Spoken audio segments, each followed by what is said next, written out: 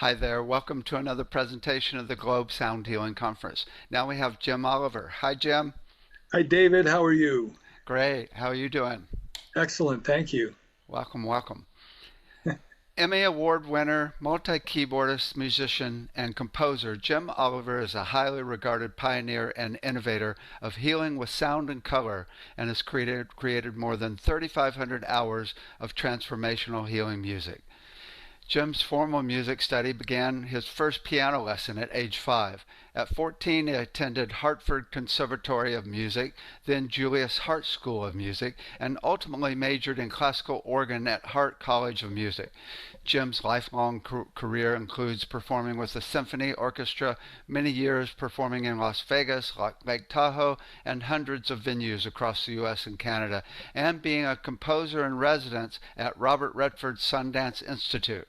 For the past 44 years, he's passionately pursued the understanding of how music, sound, and color most beneficially resonate with body, mind, spirit, and emotions to welcome healing, to become whole. A pioneer of live streaming, Jim developed Harmonies of Light, a one-of-kind music and lighting system that as Jim plays live music, the mathematically harmonically related colors shine like aura borealis. Jim also integrates live cymatics into Harmonies of Light, which provides a visual image of the bass notes waveforms in water. Bass is a carrier wave of high frequency. These elements offer a refined, expanded, coherent, and resonant field for self-healing and self-awareness. What have you been up to lately? Well, it's always stay busy doing wonderful music projects. And as I'm getting older, enjoying being more and more out in nature. Oh, cool, cool. Yeah. You ever steal any melodies from any animals? Not that I'm aware uh, cool, cool, of. cool. Okay, here's the big question. If you had all the money in the world, what would you do to help people? Well, that's a really an excellent question, David, and one that I've thought about because I have a few clients, friends, customers who have a great deal of resources, and I would do exactly what I'm doing if I had all the money in the world. I would do Harmonies of Light. It's what really, in this lifetime, what everything has evolved towards. My early piano lessons, starting organ, classical organ, and then ultimately doing Harmonies of Light, developing that lighting system, something that I always wanted to do ever since the early 80s.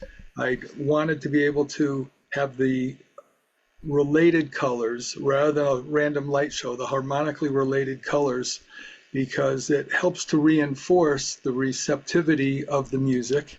And then, as you mentioned, integrating cymatics into that is an additional benefit. So it's all about how can I be of the highest service through music, sound, color, and offer the greatest opportunity for receptivity from people. So I would do Harmonies of Light. I would make it free. If I didn't have to deal with paying bills and having a roof over my head and taking care of family, and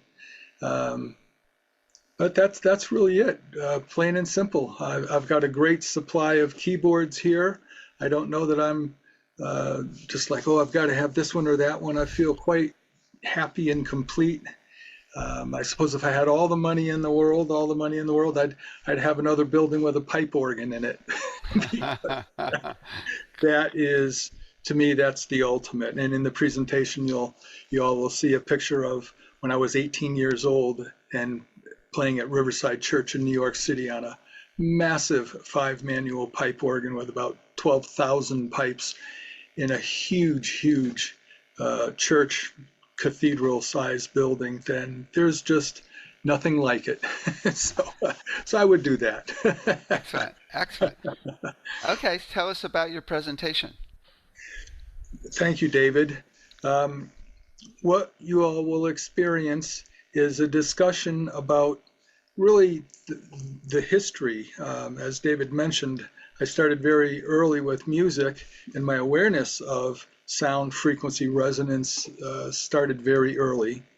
And in the past 44 years, I've very specifically been focused and attuned to transformational healing music, self-healing music, because my orientation and understanding and experience is that we are self-healing beings, and I want to create that opportunity through music. And one of the most important, one of the most important parts that music can offer is movement. And so we talk about that. I do a little demonstration on major key, minor key intervals, how to create open space for receptivity, for people to feel like they're part of the music, because you really are part of the music. It's an interactive experience. When I play, I improvise, which I've done for the past 45 years, almost exclusively, and that puts us in the now moment. People experience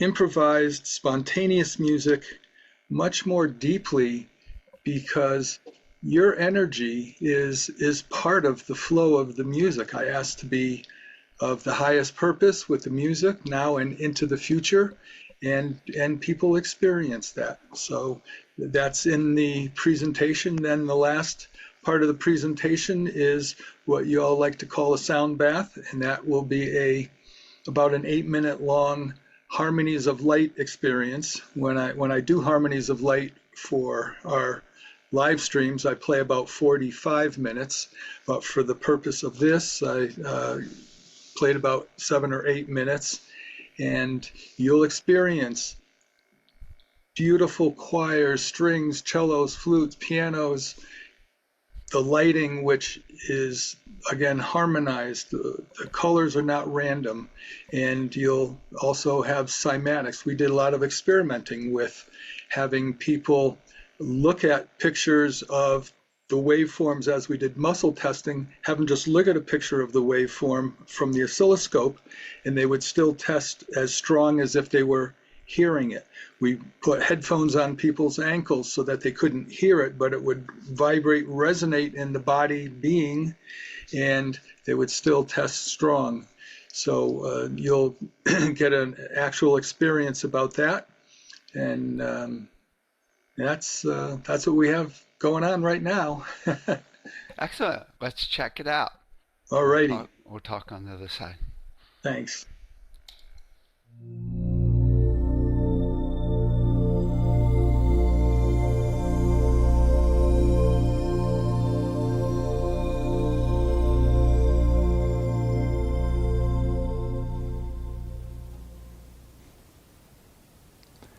Hello, everyone, and welcome. I'm Jim Oliver, and I appreciate you taking the time out of your day to come into the studio and experience what has been a lifetime of exploration, of study, research, lots and lots and lots of music. I started piano at 5 after having a very mystical experience when I was 3.5, when my uncle was playing organ and piano, and this sparkling gold energy came into the room, and I knew at that time my path was for music, and understanding how profoundly music reaches people, it touches people. Music is a representation of our heart and soul, and what is most meaningful, our emotions. We all talk about body, mind, spirit, and I add emotions to that, because emotions are so often what's in the driver's seat and what determines how our day goes. When I was preparing to do this presentation, I do what I always do when I sit down at the keyboards. I ask, how can I be of the highest service to each of us, the planet, globally? And we can talk a lot about the science of music, and there's lots and lots of materials available for that. But what music offers is a deep, engaging, integrating energy that is a one-of-a-kind, unique experience. I improvise when I play. As I mentioned, I started piano when I was 5. I then went to conservatory, Julius Hart School of Music, Hart College of Music as a classical organ major. And I'll show you a little picture of what my life was like when I was 18 years old. That's Riverside Church in New York City. And the name of the game was Bach. Lots and lots and lots of Bach. But one of the incredible benefits of playing organ is bass pedals. And why is that important? Bass is a carrier wave for the higher frequencies. And we're going to show you a little demonstration of how on an oscilloscope a bass wave stands alone, a high frequency sound stands alone, but when you combine them, the high frequency piggybacks along the bass wave. Now, here's a high frequency sound, and you can see what it sounds like. In the electromagnetic frequency spectrum, you have 0 to 20 cycles a second is ELF, extremely low frequency. Then audible sound is 20 to 20 cycles, 20 to 20,000 cycles a second. So 20 cycles is a bass wave that's about 50 feet long. 20,000 is only about 1/3 of an inch. So this is a high frequency sound. Here's a low frequency sound. Now let's bring up the oscilloscope, and you can see what happens when I play the low frequency sound. And that represents itself. This is a sine wave, S-I-N-E, and it looks like a letter S on its side. Now here's what the high frequency sound looks like. And you can see how much closer together the peaks of the waveform are. But watch when I play the bass and the high frequency simultaneously. The high frequency sound modulates, it tracks, piggybacks along the bass wave. So the bass is acting as a carrier wave for the high frequency sound. So that's one of the wonderful advantages of being an organ player, as well as keyboard, piano, synthesizers, keyboards, samplers, all the array of goodies that we have to work with. And as you can see here on the floor, I have a set of bass pedals. And what we're working towards is harmonies of light. At the end of the presentation, you're going to experience 7 to 8 minute long harmonies of light. The bass notes are being represented by lights that are on the floor that reflect off the ceiling. We put some high reflective mylar on the ceiling that then shines down on the keyboards, and the white notes on the keyboards actually change colors with the bass notes. So here is the color green, and that's the note C. And as I go up, the colors change. G is red.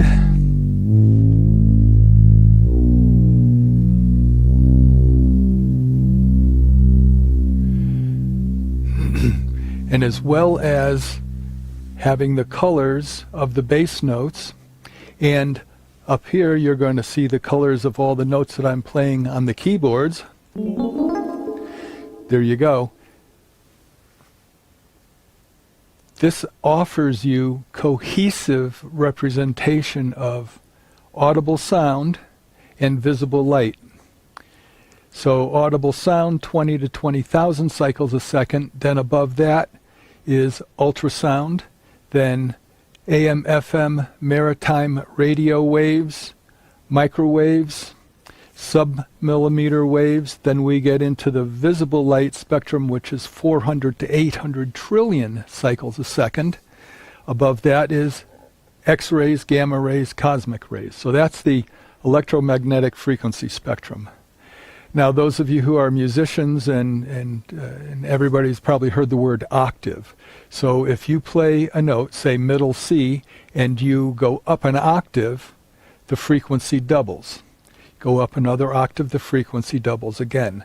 So just to make the math easy, if we were to say middle C is 125 cycles a second, or 250 cycles a second, let's say, the octave above is 500. The octave above that is doubled, 1,000, 2,000, 4,000, 8,000, 16,000. Then we're into the range of that we can't hear it. 35 octaves above our audible range is visible light.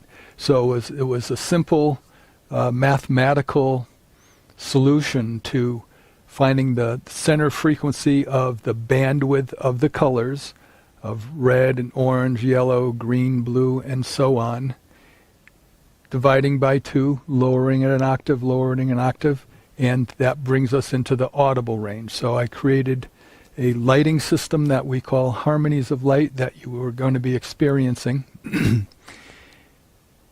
And it's cohesive. Rather than being a random light show, the colors you experience are the same harmonic as the audible sound. We also figured out a way to implement cymatics, and I'm sure many of you are familiar with cymatics. The most common demonstration is a plate of steel with a pile of sand on it, and you vibrate the plate of steel in various frequencies, and the sand migrates into a beautiful mandala-like pattern. Well, we do that with a pan of water, and so you can see the actual waveforms of the bass notes in the pan of water. The high frequencies are just so active that they don't show up real well. So in the water, you see the actual waves created by the bass notes, along with the colors of the music. In the early days, I always wanted to be able to offer this harmonies of light approach of cohesive color and sound. A lot of evolutions occurred in experimenting and working with acupuncture, naturopaths, oriental medical doctor, kinesiology, to find what frequencies and waveforms are most supportive, specific frequencies, waveforms for specific ailments. The waveform is equally as important as the frequency.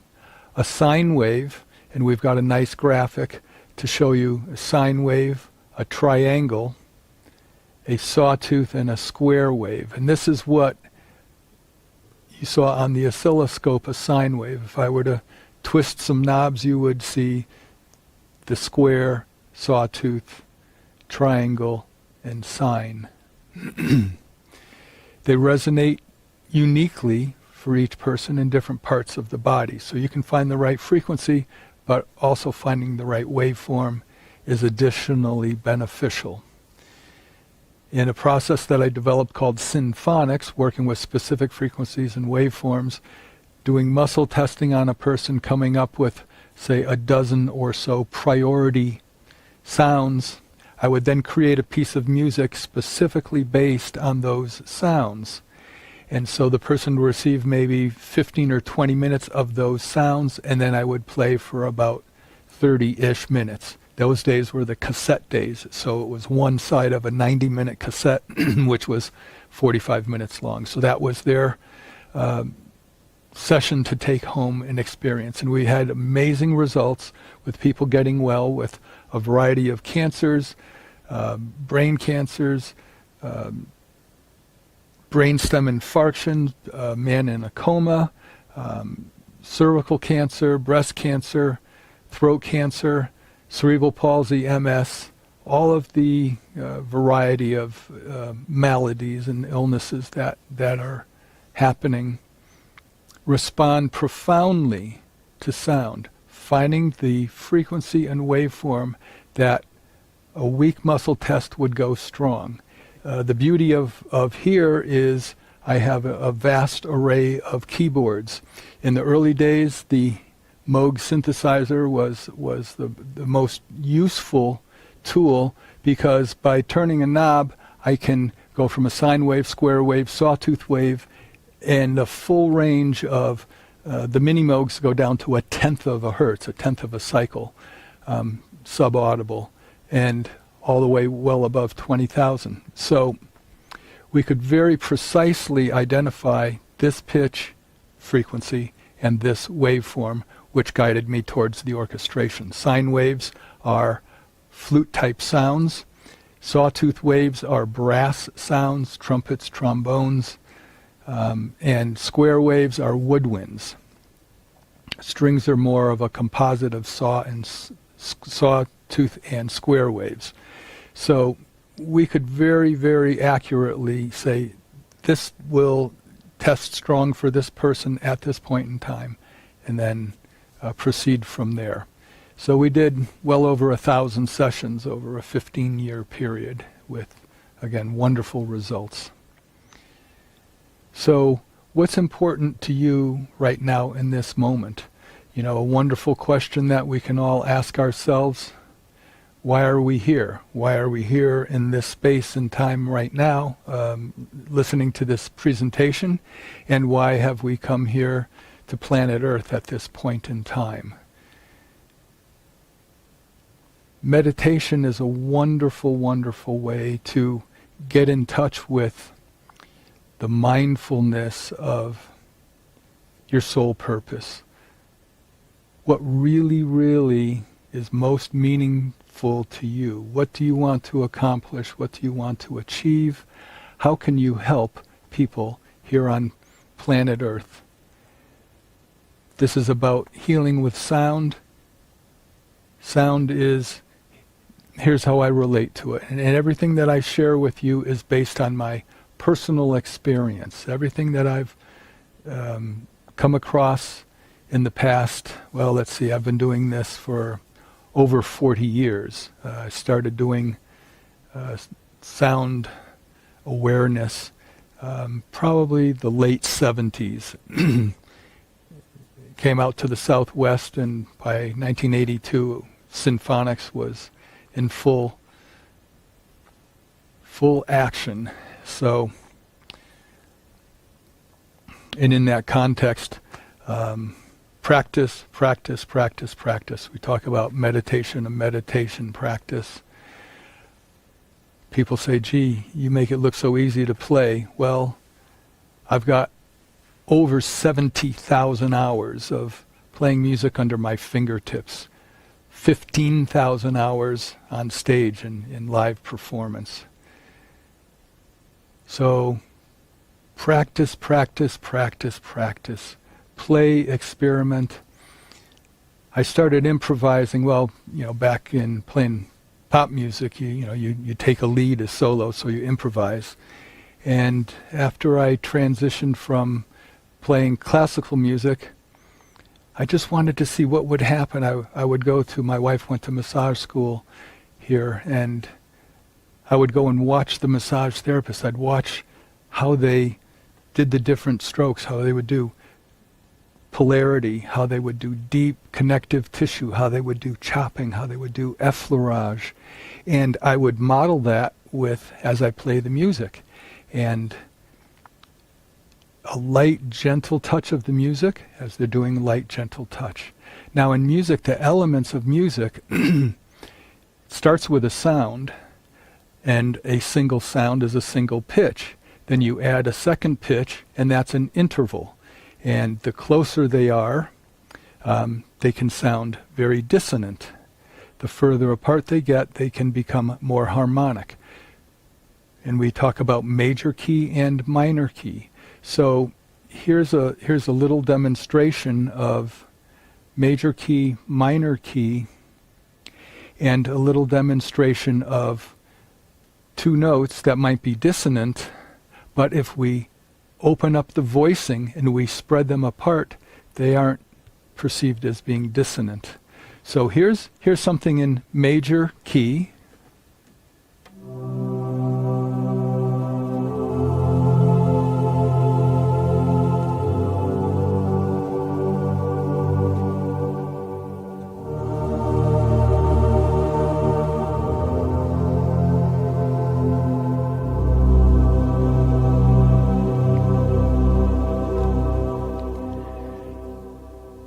Now here's a similar chord progression in minor key.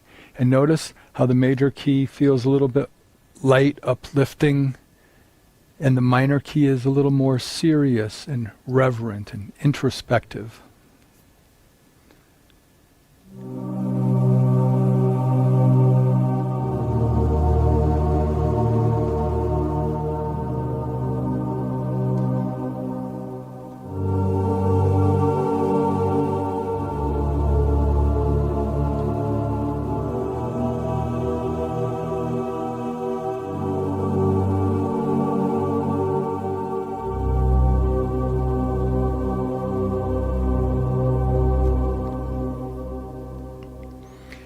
Now here's what I was talking about. If you put two notes side by side,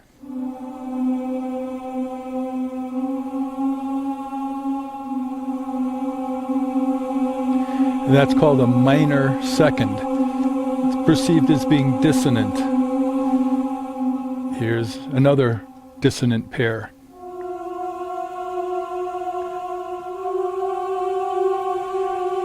So we've got a G and an F sharp. But look, if we put the G down here, and we put the F sharp up here, that still sounds a little dissonant, but watch when we fill it in. So now we've got a G major 7th chord, and that feels very lush.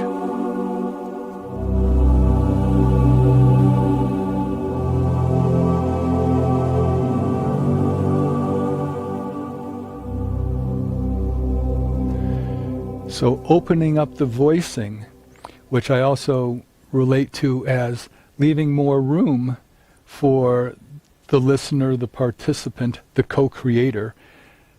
Improvisation really is a co-creation of the person playing the music or the person who's bringing through the music and those who are listening, because it's an interaction. And the interesting part is whether you're experiencing live in the moment at that time, or you're experiencing it through a replay days later, weeks later, months later, years later.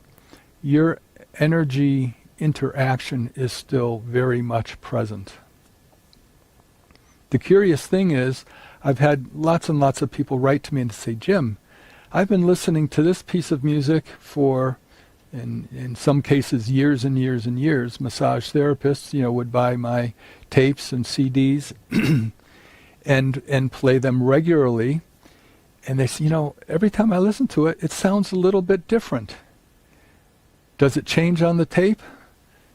Well, what changes is you, because as you resolve things, your attention is drawn more to the areas of disharmony, distress, distortion, disconnection, dis-ease. So as those resolve, then your perception, your attention is drawn somewhere else in the music. To me, one of the most important roles of music is creating movement. If things stay stagnant, well, you know what's going to happen. Your body reflects that, and disharmony, distress, distortion, dis-ease can occur. But music is like a flowing stream. Say there's a leaf in that stream, and it's going down the stream, and it gets stuck on a twig, and the ripples of the water, it loosens and it moves. It gets stuck on a rock, it loosens and it moves. Music is very much like that. When you look at the waveforms, particularly in the cymatics in the water, you can see how there's constant movement. And we can choose to identify with that. It's in our nature to be in harmony with our environment. When I would do workshops, I'd divide the room into halves, and group A, I would give them a pitch to sing, and group B, I'd give them a pitch to sing, and I would typically pick dissonant notes like I just demonstrated there, like C and C sharp, a minor second apart, or a second, a C and a D. And literally within seconds, the whole group would migrate to the same pitch. And those people who were singers and knew harmony would then add harmonies. So if you had a couple of hundred people, it would go from being this kind of dissonant thing and people would find their voice, and then the whole room would go into a harmonious tone. So it's in our nature to be in harmony with our environment. So that's one of the wonderfully profound offerings of music, is to offer you movement, to help release emotional clutter, unravel unhealthy attachments, release and resolve.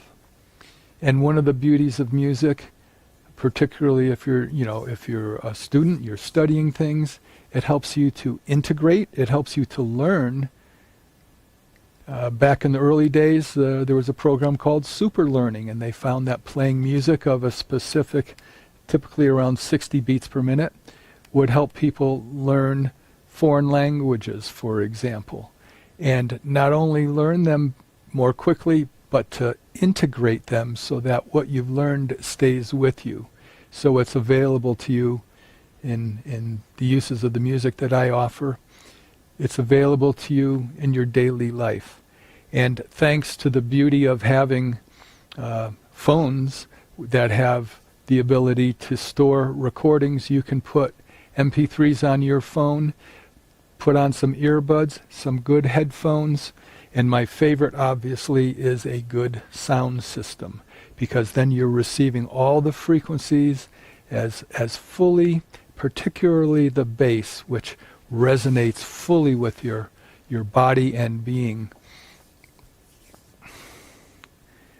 So I'm a big fan of speakers whenever possible.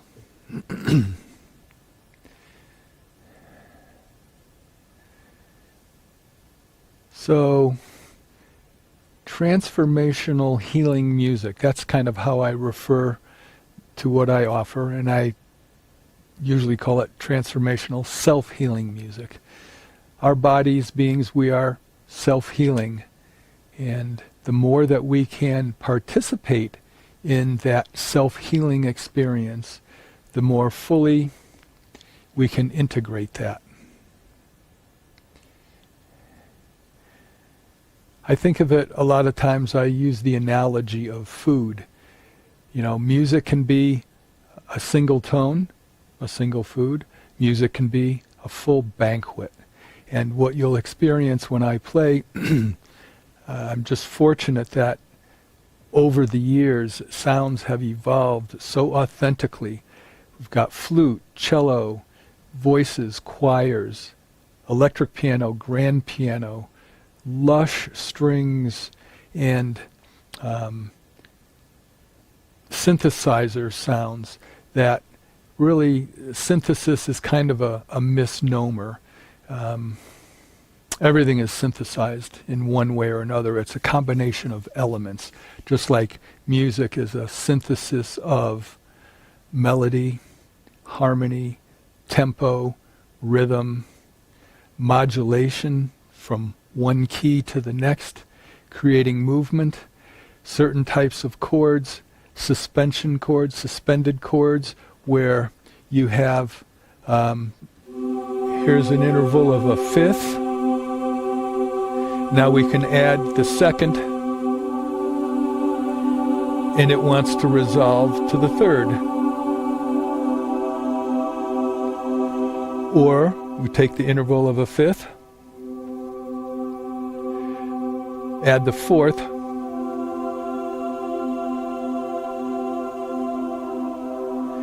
The fourth wants to resolve to the third. So that's suspension resolution.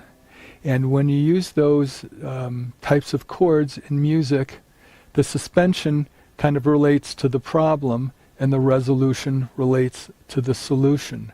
So when you integrate that into the music of suspension, resolution, problem, solution, it helps create movement and unstuckness, of releasing that clutter that the ego, the mind, the brain just wants to be so busy and overlay its agenda of what it thinks you should be doing, rather than, it's the difference between being a human being and a human doing. Being a sovereign being and being in your own clear path, your own clear focus, your own clear intention. And on the topic of intentions, often I'll say, make a more milder intention. Because sometimes when we make intentions, we get so fixated on we've got to achieve that, it's got to happen, and it's got to happen right now or in this time frame, that we might miss something else that, as my friend Deborah Poneman says, this or something better. Be open and available to the beauty of what is being presented, and it might not look like the way you think it's going to look or supposed to look, but be open to how the gifts of the miracles, like Marcy Shimoff, Year of Miracles says, the Year of Miracles. Be open to miracles, because in my life, it's come with a phone call, and you just don't know, who's going to be on the phone when they call. And that's how I got to be a composer in residence at Sundance Institute. I got a phone call from somebody who said, Jim, we're doing this program, would you like to participate? That's how I got the opportunity to score a TV show called Life in the Stress Lane, which I actually got to be in, and ended up getting to score the rest of the show and won an Emmy for that. So just being open of, there's a wonderful expression of luck is the joining of preparedness and opportunity. And I think that really applies. Just being open to say yes to things that are appropriate to you. And as a musician, a self-employed musician, you say yes, and then you go figure out how to do it. Somebody says, hey, we got to do this. And you go, okay, let's give that a shot. I'll figure out how we can do this. You don't always have to know exactly how it's going to go, but to be open and willing to explore and come up with a solution.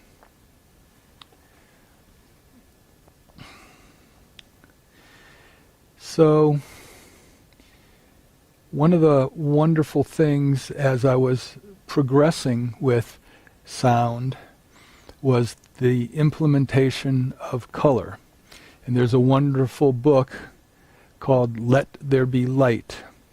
And it was written quite a while ago about Ghirardelli Dinshaw, who did a system called spectrochrome.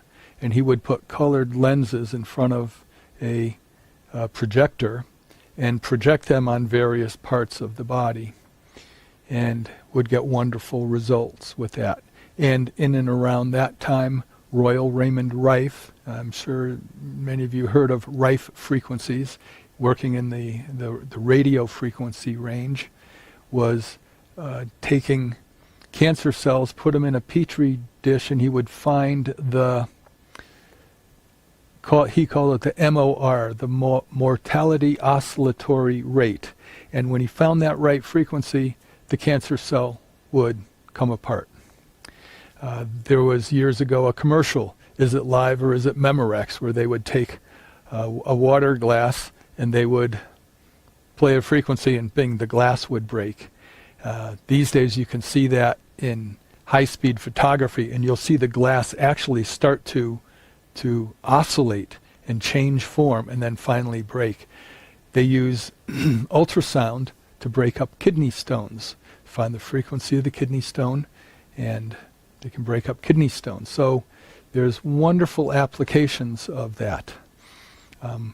one of the very graphic demonstrations of resonance, and I call it harmonic resonance. In science, they call it sympathetic resonance or sympathetic vibration, where if I had two tuning forks tuned to the exact same pitch, if I tap this one and put it next to that one, this one will start vibrating in sympathetic vibration, harmonic resonance.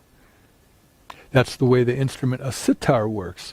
There are a set of drone strings and then the strings you play above it, and when you'd play a pitch here, it would resonate with the drone strings.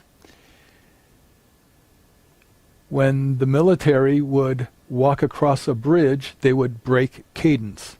So if they're doing their march, if they did that on a bridge, it would be possible to hit the resonant frequency of the bridge, and the bridge would vibrate and actually come apart. A very visual demonstration of that you may see on TV now and then in the weather related of this big long suspension bridge, that when the wind blew on those cables, it set up a resonance and the bridge started to oscillate and totally came apart. So that's how they build earthquake-proof buildings. They don't build each floor exactly the same height so that you don't have a resonant frequency. ELF, extremely low frequency. Nikola Tesla was absolute master of ELF and his telegeodynamic machines, which he maintained he could prevent earthquakes from happening by keeping each side of the fault lines in flexure, so that way he could, if there was a tension building, they would float against each other rather than just build up and cause an earthquake. So there you go. There's the short tour of the last 45 or 50 years of my life. So we're going to bring this all together with a harmonies of light. So I'm going to play for about 7 or 8 minutes, maybe a little bit longer. So I invite you to please get very comfortable, turn off your phones, dim the lights, drink some water. In fact, have a glass of water that you can put near the speakers and let that become infused with the energy, the vibration, the colors of harmonies of light. You don't necessarily have to be looking at the colors all the time. You can open your eyes, close your eyes, and curiously people tell me that they'll start and they kind of get calibrated with the colors, and they'll close their eyes and they can still see in their mind's eye the colors. You can still experience it. You'll experience cymatics. So thank you. I so much, again, appreciate your time and your energy and participation. And now let us experience harmonies of light.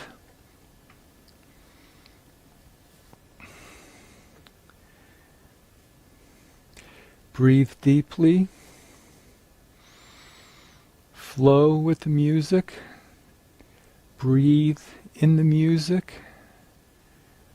Welcome the cellular experience of your beingness, and bask and bathe in the colors of harmonies of light.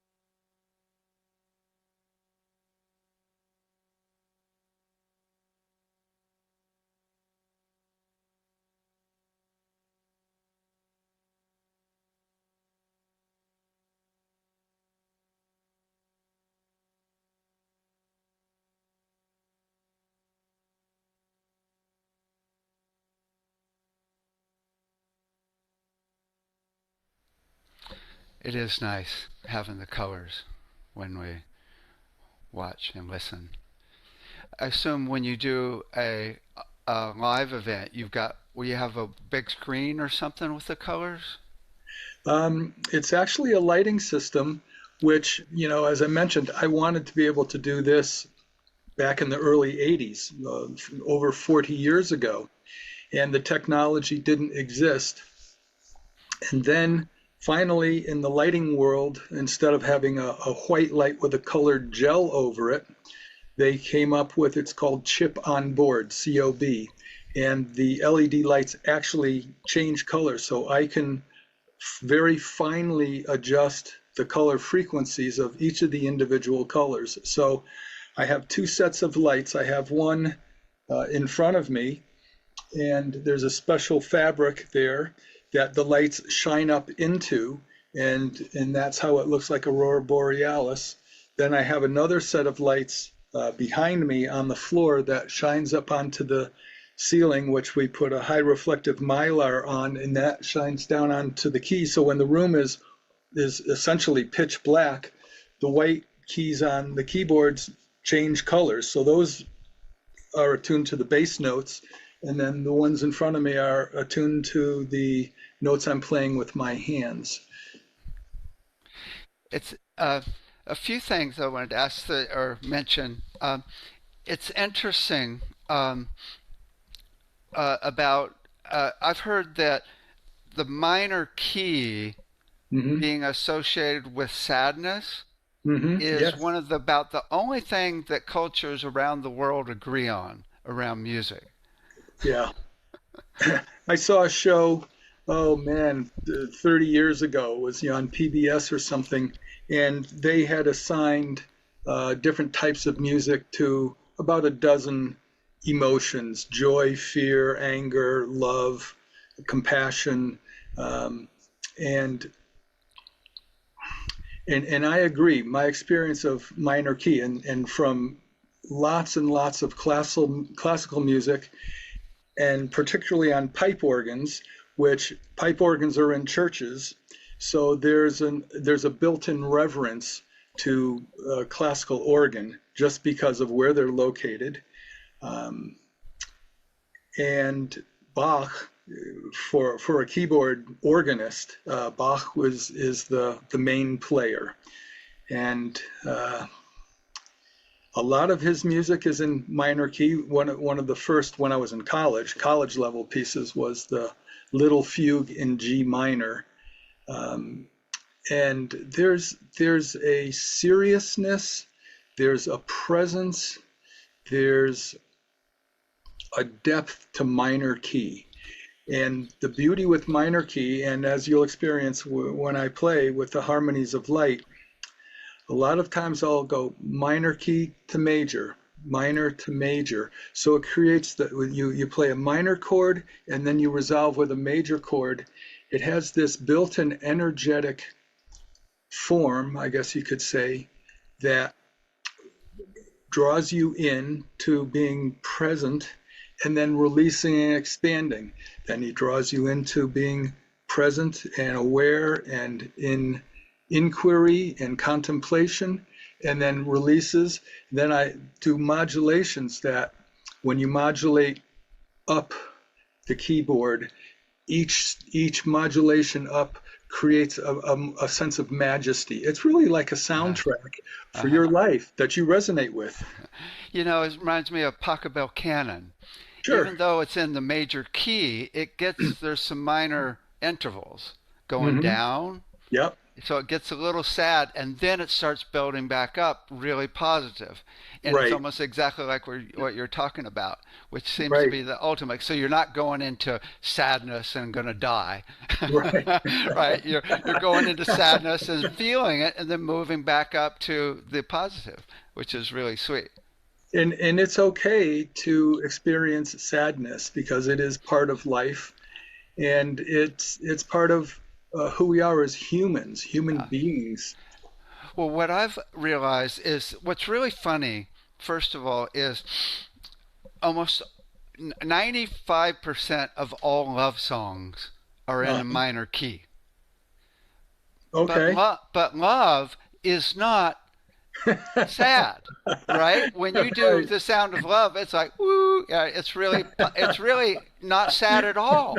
Love has Right. nothing to do. Losing love is sad, right? Sure. Right. Right. But what I realized is minor keys get you out of your mental body into your emotional body feeling where love happens. Love doesn't Absolutely. happen in the brain. But and minor keys really get you more emotional where you can feel love. That's a great awareness, and you expressed it beautifully. That there's an intimacy with minor keys, and there's an intimacy with love that they both relate to each other. And then yes, you get to the lighter aspects of the major key and the happy parts, and then but the true depth occurs in that minor key. It's deeply reverent and respectful. Right. There's another thing that's really interesting I've got in my book, and that's about perception of music. Hmm. And people talk about, well, everybody perceives music differently based on their background.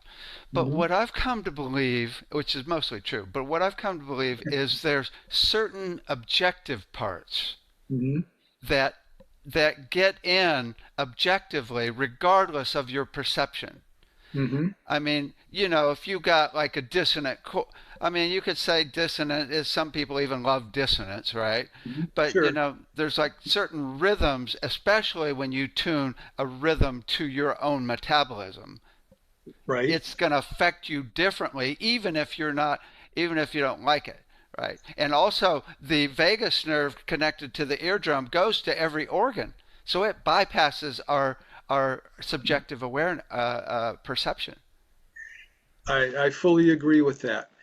The you and people respond to the music very positively, whether they're focusing on how am I going to hear this, how is this going to affect me. I encourage people, in fact I mentioned it in the talk, to when you make your point of focus, when you set your intention, to not be so intent that it's got to be this, it's got to happen, it's got to happen in this time, it's got to happen in this way, it's got to look like this. To relax, receive, resonate, radiate, and that brings rejuvenation, regeneration. And you're absolutely right with how you expressed it. I like how you express it, that when you vibrate, like the experiment we did with the headphones, you vibrate the blood cells. Within a minute or two, they've circulated through your whole body and being. And when the music is there, it's an offering for you to align with. And I encourage people to join with an open mind and an open heart and be your authentic true self in this moment in time, because that's all that matters. I'm not about saying, well, it's going to do this and this and this and be, real prescriptive about it. It's just let the music happen. My friend Bruce Lipton, said that to me. He said, Jim, just play music. Because, I started when I was 5 years old. Now I'm 72. So I got 67 years of doing this, and I've played nightclubs. And it doesn't matter whether you're playing Vegas and it's a casino crowd, or you're playing a dinner crowd, or a romance crowd, or a dance crowd. You create music that supports that activity, and that's how the music unfolds with harmonies of light. I just asked for it to be received for people authentically in a way that will support them at their highest purpose now and into the future. Cool. I don't know if you know, but I wrote the number one selling book in audio recording, The Art of Mixing, and the number one selling book in producing music. And okay, Fantastic. yeah. And so there's one thing that's really interesting, and that about holding intention. When you hold it with 100% focus, Hmm. that energy gets carried through the music to the listener, even if it's recorded. Right? Yes. That's the intentionality of it. Yes. Uh-huh. Now, there's another thing that you talk about a lot, you talked about a lot, and that's the smooth flow of movement. Hmm. What I've realized is smoother the transitions Hmm. without any big jumps, the Right. more your being, the more your consciousness goes with it. Right. I mean, it's cool and it's fun to have big switch changes, like where it Mhm. drops or there's a big change. But the slow builds and dynamic builds and slow fade outs or Hmm. mellow outs are really, really where the uh, people go with the most. I fully agree. And as you referred to, like in a soundtrack for a movie where it goes from something soft and smooth to all of a sudden, there's a car chase going on. Well, then the music has to follow that. Right, But right. as I mentioned in the talk, um, my wife was a massage therapist for bodywork, craniosacral, neuromuscular, medical massage, and I would go set up keyboards at the massage school and play while the students did massage. I would bring them here into the studio and I would watch their hands and I would play music. And at no time in a massage do they all of a sudden, do something that is jarring. So that just became part of the nature of me and the music. That's part of how it unfolds. Is yes, you may want to have something sustained so people are in that contemplative space, but then put some arpeggio, some little movement with which you'll see in the harmonies of light. You'll experience that, and it creates the movement. Otherwise, it stagnation is really one of the greatest causes of disease, distress, distortion, disharmony. And to help offer some movement without rushing the tempo, but just to put little fills in there.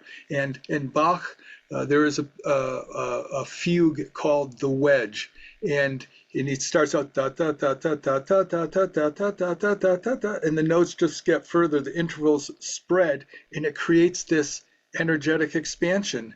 And I learned that back in let's see, when was I in college? The early '70s, and that stuck with me of what a great opportunity to use musical training in this purpose in a therapeutic I application. love it. It reminds me of what I often do is I'll do like chord inversions. So I'll do C, E, G, and then put the Absolutely. C on top, Yep. and then keep adding the bottom to the top till I get higher and higher frequencies, and no one even knows Exactly. what happened because Yep. it's very smooth, right? Right. And you're still, if you're a C triad, you got C, E, and G, and you just change it first inversion, second inversion, and then you spread them out. And as people experience in the talk, to create they call it a voicing, an open voicing. So it's the same notes, and when they're clustered together, it can feel clustered. But when you Mm-hmm. spread those notes out, um, which guitar players really get to do it well because they have a big span, several octaves that they can get with their fingers. Our hands aren't quite that wide, but when you really are careful with that, and the beauty of having bass notes at my feet, man, it just helps to again offer that expansion. It's about expansion. I got a download a couple of years ago, and that was that they said if I could imagine smooth flow of music Uh-huh. through all 11 medical systems, I could heal every disease. And so I started looking at actually measuring every cell in each of the 11 medical systems and finding the melody with the rhythm from your EKG and EEG when you're at peace, Right. and finding the melody and the song of each of the 11 medical systems for you. That's fantastic. I totally resonate with that. Um, we are music. Um, Right, right, right. and I was probably 10, 11, 12 years old, so that would have been in the 60s. There was an art thing called string art, and you had a board and you put nails in it in the right place, and then you ran yarn or string, and then you would have like a picture of a birdhouse or an owl or whatever. And that stuck with me. When you see an acupuncture chart that shows the meridians, I think of that as being musical frequencies. Right. And right, I mean, if you got a meridian, if you measure that, and it connects. you measure the acupuncture points, then when energy flows through a meridian, it's playing a very specific melodic progression. And I Absolutely. bet you that's why we like certain melodies, because they're Yes. playing through our body. Sure. Yes, we are resonating with those energetic etheric fields that are in place with the music, and whether we're aware of it or not. So, I bet everybody has at some point in time had some song stuck in their head that's like, why am I for 2 weeks I've been, you know, I was just in Winslow, Arizona. Okay, so that's where the Eagles Take It Easy. That's where it was standing in the corner in Winslow, Arizona. And man, I tell you what, it's been 2 weeks. It's like there it is. It just keeps. There's something about it. So yeah, I totally agree that we are musical expressions that we radiate, and that's how people connect. That's how we find our friends, our partners, our mates, our life partners, is because there's a resonance, and it doesn't always have to be this perfect harmonious thing. The opposites attract aspect, and yes, dissonance. I think it would be tough if you didn't ever disagree with your partner. You don't have to have a fight over it, but to have difference of opinion and then you come to a common ground, that's really fantastic. Dissonance creates movement, as you know, in music. Mm-hmm. Dissonance Right. are the growth. leading tones. That's what takes you to the next step, the next step, the next step, the next level, the next level. That's the dissonance, the passing tones, the leading tones in the melody and in the accompaniment and in the bass. It just creates a musical tension, suspension, resolution. That's the ultimate lesson when we learn that stressors are just a way of growing and moving to the next level. Yep. Okay, one last thing, kind of really out there. So, have you ever thought about your Great. soul? You ever thought about your soul song? Oh, well, we've been doing this a long time. Uh-huh. You've been at this a while. I've been at this a while, and there was a point in time where people talked about my keynote, Uh-huh. and Mine's my B flat. okay. It's my metabolism. You can measure it with EKG and EEG.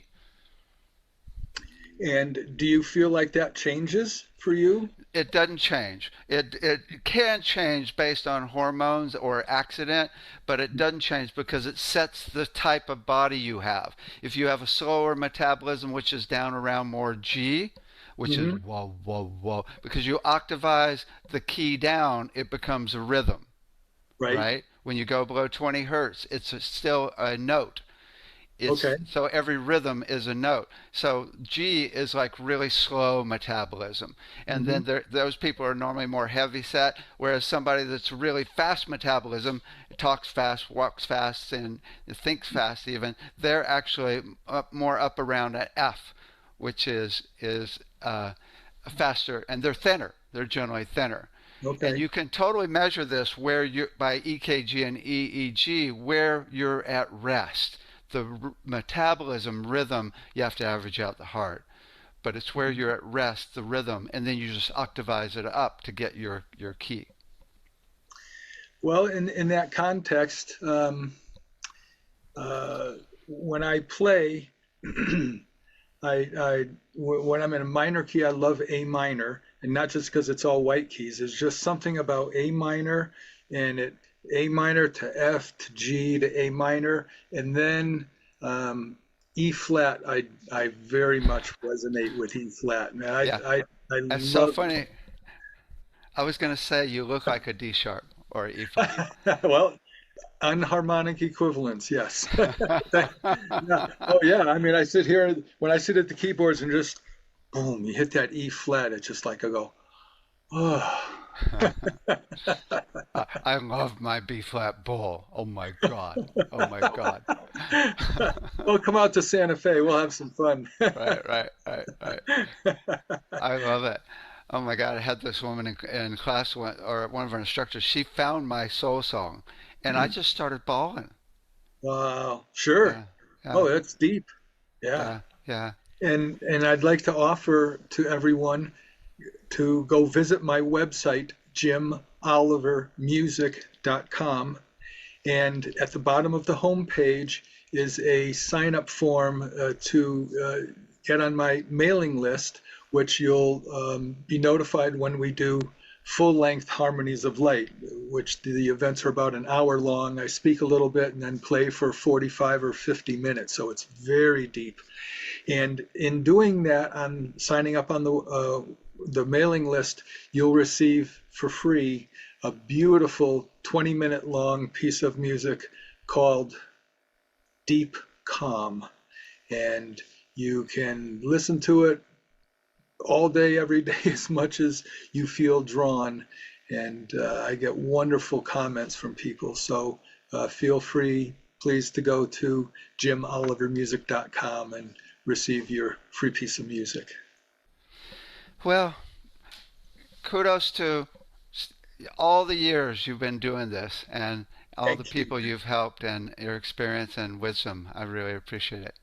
Well, and such thanks and gratitude to you for welcoming me to your platform, and to the people who are going to experience this, all in the interest of people finding themselves. Find yourself, find your resonance, find your soul song, however you want to express it, what makes you feel good about yourself and feel okay with where you're at this point in time, and where things are moving to. It's we're all in this together. That's the important part, is we're all in this together, and we're helping in our own unique ways. And this is the way I express myself, and you do it brilliantly through your work. And so nice to connect with you, truly. Just perfect. Thank you.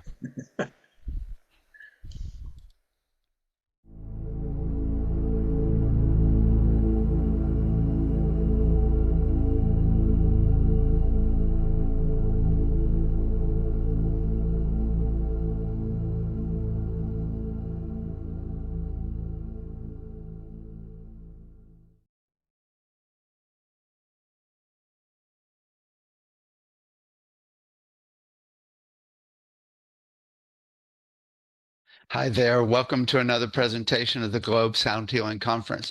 Now we have Kathleen Haden. Hi, Kathleen. Hi, everyone. Welcome.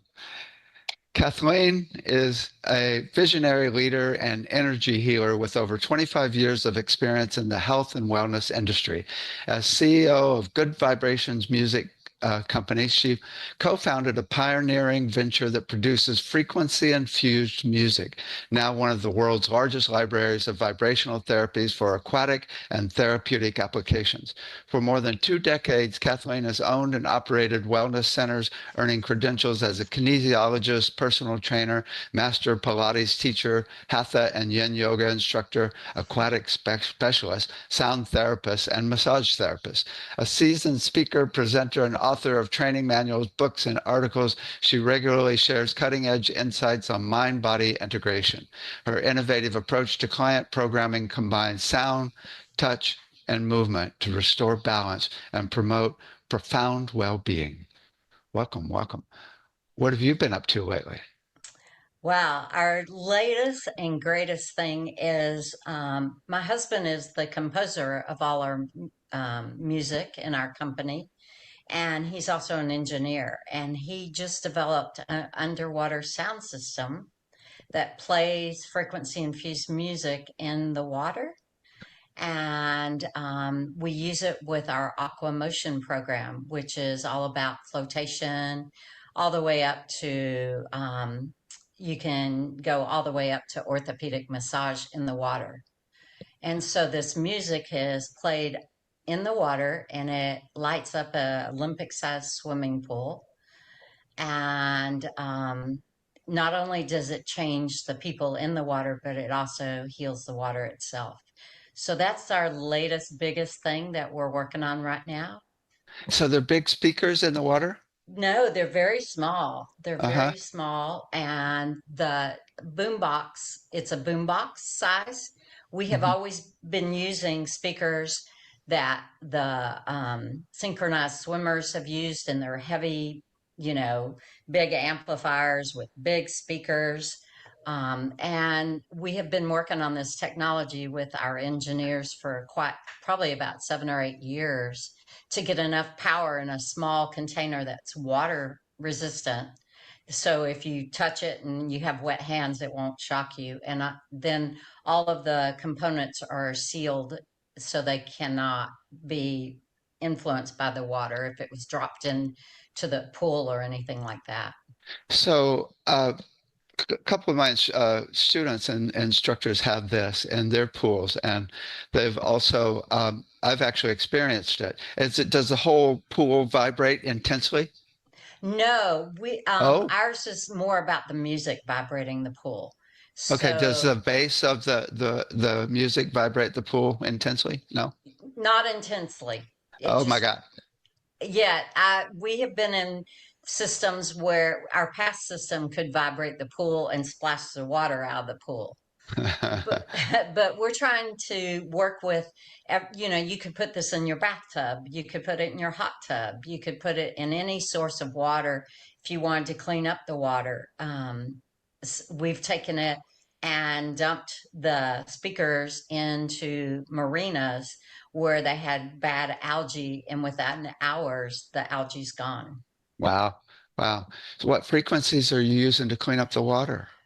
Um, I don't know the specifics, but I can get that for you. He Uh, creates all our recipes. okay, cool. I've been in a hot tub where it's vibrating intensely and it's so powerful. You have to be careful with it. It's Yes. really, but it's, oh my God, it's really effective. It's so cool.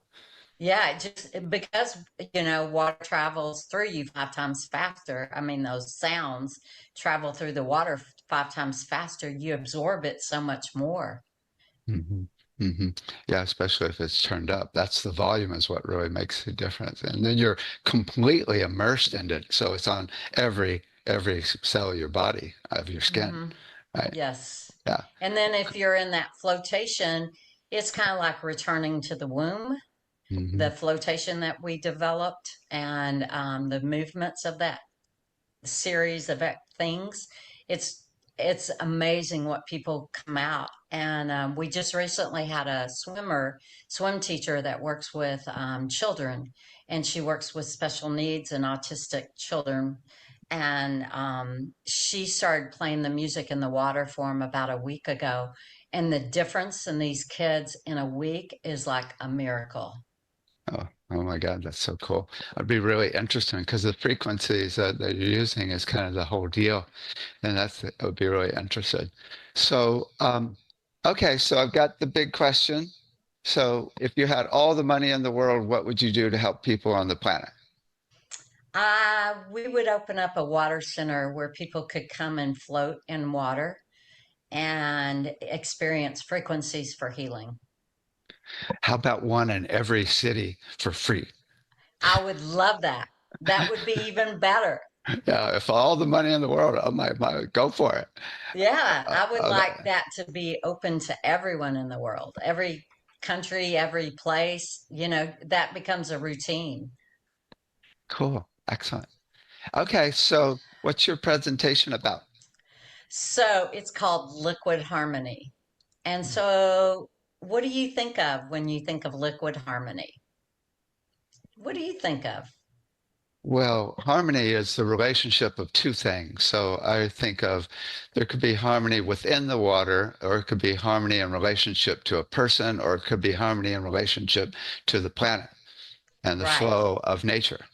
Exactly. And so, what we're going to talk about today is consciousness, frequency infused music, and planetary water healing. So that's kind of the topic, and that's where we're going to go today. So we'll be covering a lot about frequencies, water, harmony, all of those wonderful things, and how it changes consciousness, and it can affect the planet as well. Nice. I can't wait. Okay, let's get started. So before we get started, I want you to have a glass of water close by. We're going to be using it in the presentation. So have a water close by to you. I want you to get really comfortable, and I want you to just sit back and absorb. And so you don't have to take notes. You can always listen to this again. I want you to really experience what we're going to be doing today. I want you to experience how consciousness, frequency infused music, water are all linked together. And as we align our inner waters, we contribute to the collective healing of our outer waters, our planetary waters, proving that transformation can begin with a single ripple effect. So close your eyes if you're comfortable on closing your eyes. And first, I want you to listen to the noises around you. There are 3 pillars of sound that we talk about. And these are the noises, the natural sounds of animals, birds singing, crickets chirping, all those wonderful, when you're walking through a forest, you can almost hear the trees talk to you. Those are our natural pillar of sounds. Our second one is unnatural. It's those noises that are really aggravating. They're annoying. Maybe it's a chainsaw outside. Maybe it's a bicycle screeching, a car screeching. Those are all unnatural sounds. Those are man-made sounds by devices. And then we have the most important sound, silence. So silence is just as important as all those other sounds. So I want you to be with me for just a minute while you close your eyes. I want you to hear those unnatural sounds around you. Maybe your refrigerator's humming. Maybe those people are outside your door with a chainsaw or one of those blowers that make so much noise that are irritating. Maybe you're somewhere where there's a machine running outside. Maybe you're at work and you're hearing all the noises from people talking. Maybe there's children screaming. What are you hearing right now? And just observe. There's no right or wrong. It's just observation. We all have things that are annoying, but we also have things that are pleasant. So I want you to hear those pleasant things. Just place your hands on your heart, keeping your eyes closed, and hear your heartbeat or feel your heartbeat. Listen to your breath. Listen to those subtle tones inside your body. Maybe your stomach's growling.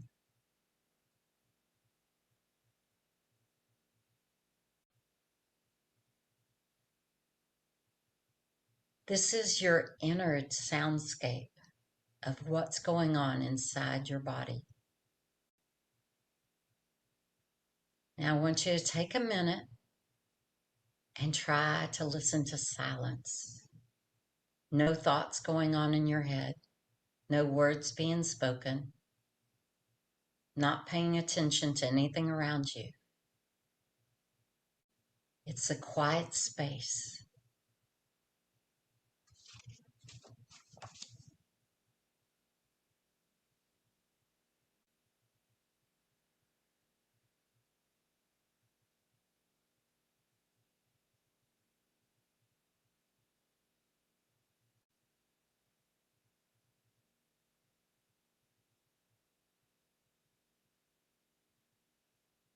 And now come back, open your eyes.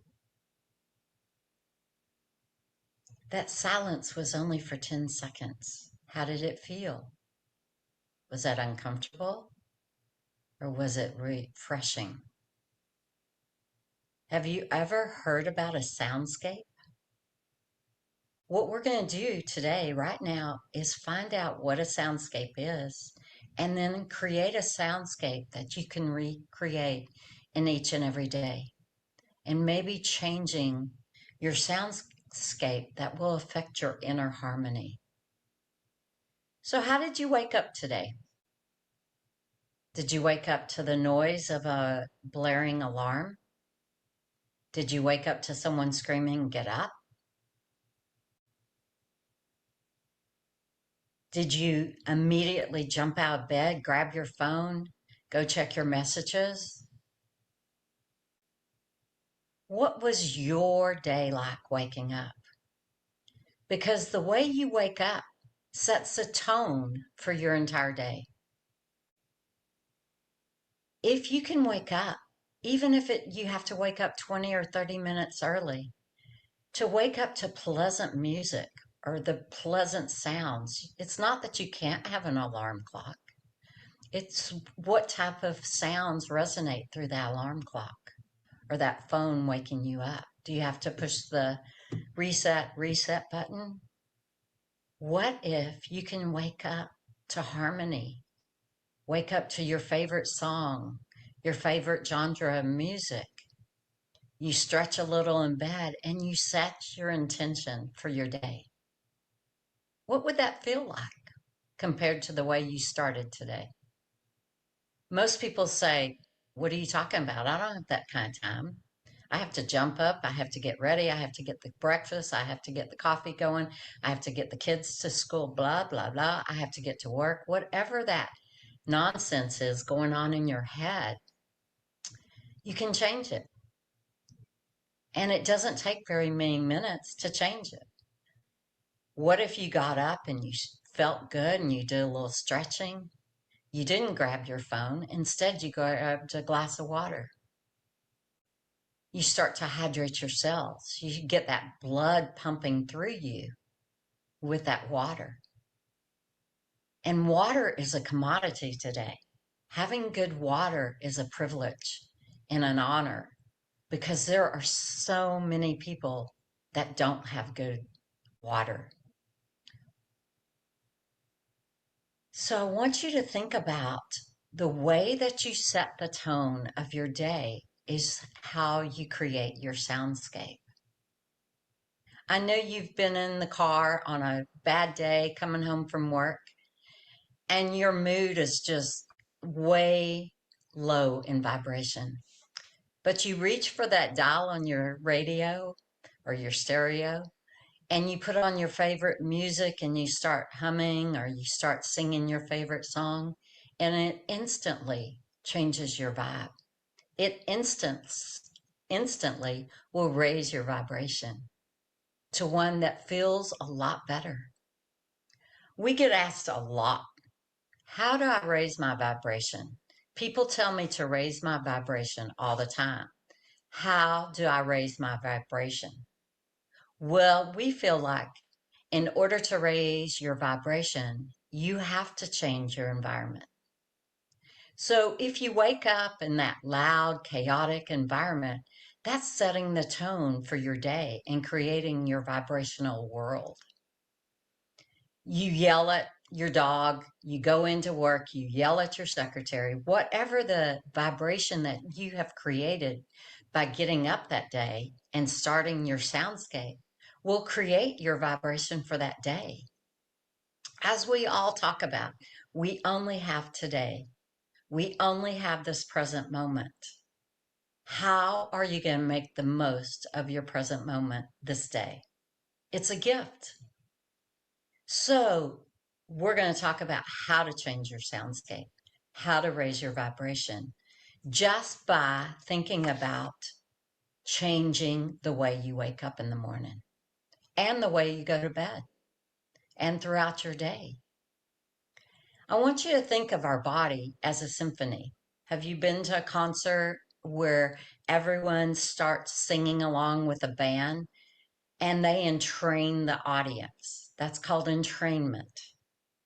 It's a it's very entertaining. It's great. And you all are syncing at that same vibration.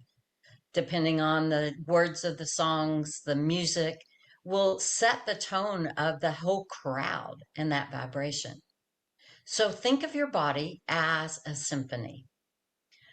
You go to the symphony and the music is harmonious, it's all working out, and someone turned on a fan in the background.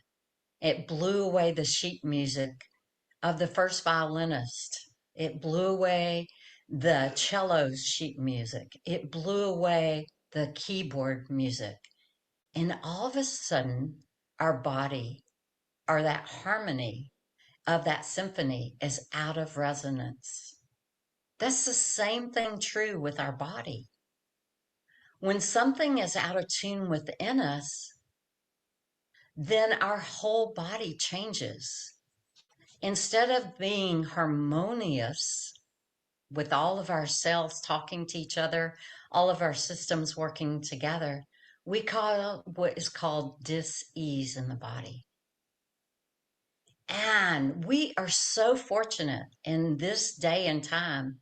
And thank you, David, for all that you've done in this industry, because we both go way back working and when this all was beginning, and sound and intention and how to start. I remember when we used to talk about frequencies and sacred geometry and aligning with the universe 15 years ago, people thought we had four heads. And now it has all been brought to our consciousness of how important the sounds and the tones and the music and the conversations that we have can change literally our planet. The way we talk, the way we speak, what we listen to, what we watch, what we do, that's all part of your soundscape that you envelop each and every day.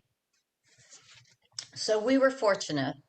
I got to work with Dr. Emoto back in the day, and I was on part of his tribe down here in South Florida. But what Dr. Emoto really taught us was the importance of your thoughts, your words, and your intention, especially on water. And as some of you may know, or some of you may be very familiar with him, he would take a water droplet and freeze it, talk to it. He would say, "You're beautiful," or "You're harmonious." And when he looked at it under the microscope, he had these beautiful crystalline shapes from that water droplet. And when he said something negative on that droplet, it didn't form a crystalline picture. It formed a horrible picture, maybe, depending on the words he used. And so he did this to show the importance of what our words and our thoughts and our actions have on not only our own water within us, that liquid harmony, but it also talks about how it affects through that ripple effect to everyone in our planet. So what are you speaking to yourself? What are the words you're saying to your liquid harmony body of water? Are you saying you're beautiful? I am healthy. I am well. Or are you saying I'm not good enough? Or are you letting those past beliefs catch up to you and believe them? Because we are all born magnificent. We are all born to be the most brightest light on our planet. And somewhere, somehow, some words, some actions change that for us. And I'm here to tell you today that by talking to yourself and changing your words and your thoughts can create miracles. And Dr. Emoto used to do a rice experiment. It's done throughout schools all across the world today, where he took 3 jars of rice, white rice, put them in the jars. And the first jar he gave loving thoughts to. He even wrote on the jar, love, I love you, you're beautiful. And on the second jar, he would say words such as, you're stupid, you're ugly. And he would even take pieces of paper and set those words on the jar or under the jar. And then the third jar he took and he ignored it, completely ignored it. And he would do this every day. And after a year, he took those 3 jars. The first jar that was filled with loving intentions was just like when he put that rice in the first day. It was pure, it was white, it looked like he had just put it in the jar. The second one was kind of brownish, starting to have a little mold on it. Didn't look like something you'd want to eat. It was pretty disgusting compared to the first jar. But that third jar that he ignored was black. It had turned black and had algae, and it was horrible. So the reason he did this and to teach children about this was the importance of their thoughts, words, and actions. And so when we are talking about the world that we live within, we want to think about how we can change that to that liquid harmony with people, places, things, countries. It's not up to us to discern what other people say, do, or think. It's up to us to change our internal vibration. I always tell people, if you want to change your vibration and you want to really change the world with that ripple effect, change what you're doing to your own environment. Whether it's changing your music, whether it's changing the way you wake up in the morning, the way you go to bed in the evening, what you do throughout your day. You have to be the change. You have to be the one where it starts. So I want you to take this glass of water. And this is something Dr. Emoto taught us, that a lot of people don't have pure water. And we talked about this. And groups are working, and that's changing throughout our world. Nonprofits are changing how water is brought into villages and things like that.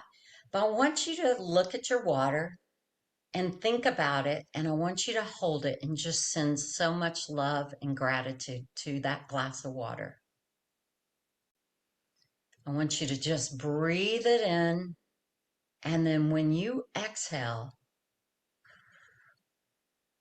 that love and gratitude into your water, and then take a sip.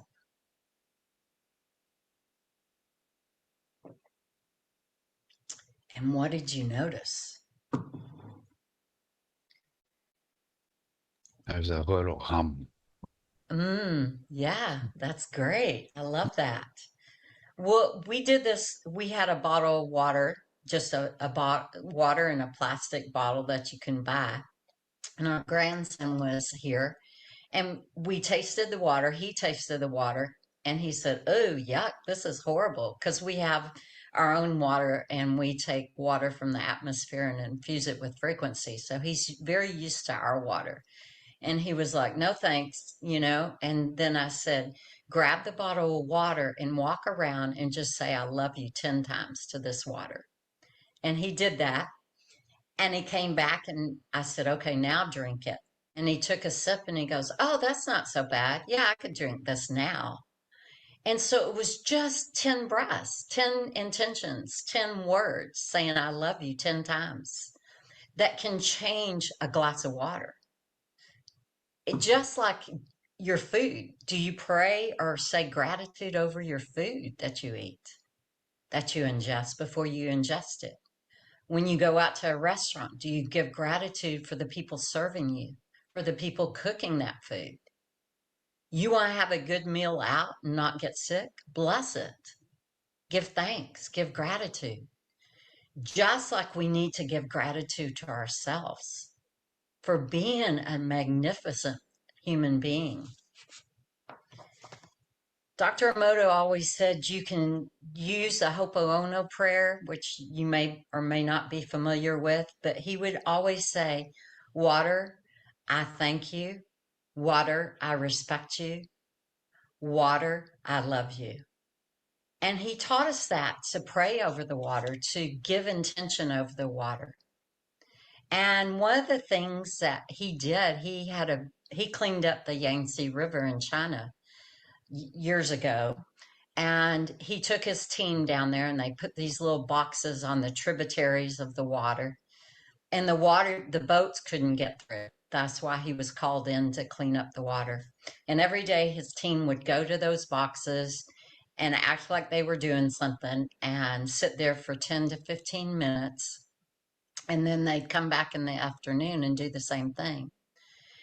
After 30 days, the water was perfectly clear. The boats could go through it. And he was told, well, we want to continue doing this. And so he met with the government and they said, what's in these boxes? And when they took off the box and lifted it, there was nothing there. It was the intention of his team. It was their prayers and what they sent over that water to clean it up. Back then, it was unheard of. They weren't going to do that. And within 30 days, that water was right back where it started from. So this is true of our own water in our own country, in our world, is that the earth is 80% water. And what are we doing as a civilization, as humans, to clean up that water with our thoughts, our words, our intentions? That also can be done just by the mere fact of drinking the water. I know it sounds crazy, and David, I know you've worked with a lot of people that have done water restoration with frequencies, and it still has not been quite accepted, but it's becoming more and more accepted, I feel like, where they are listening to cleaning up water and asking for solutions that are less detrimental to the water. I have a guy that had a near-death experience, and he got clarity on a device to actually clean up the whole ocean, and now he's getting billions of dollars to actually do it. I love that story. I want to know more about that. We're working on a yacht project where we are working with a yacht designer to infuse frequency through the hull of the boat to clean up the water as the yacht's in movement. Okay. Next is air. Yes, next is air, right? Oh, I want to tell you about my water. Oh my Okay. God. So I've kind of gone off the deep end.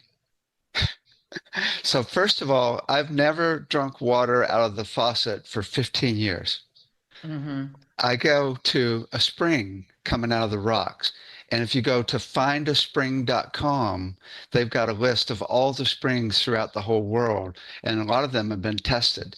And you can go get the water right out of the rocks, right? And so I do that. In fact, I just did it 2 days ago. I got my next round for the next couple of months. Then I take this water and I put it in a vortex spinner. It's a little bottle that's got magnets around it, and it spins the water in a spiral, which really makes it alive again. And then I put it in a hydrogenator, which infuses hydrogen into it.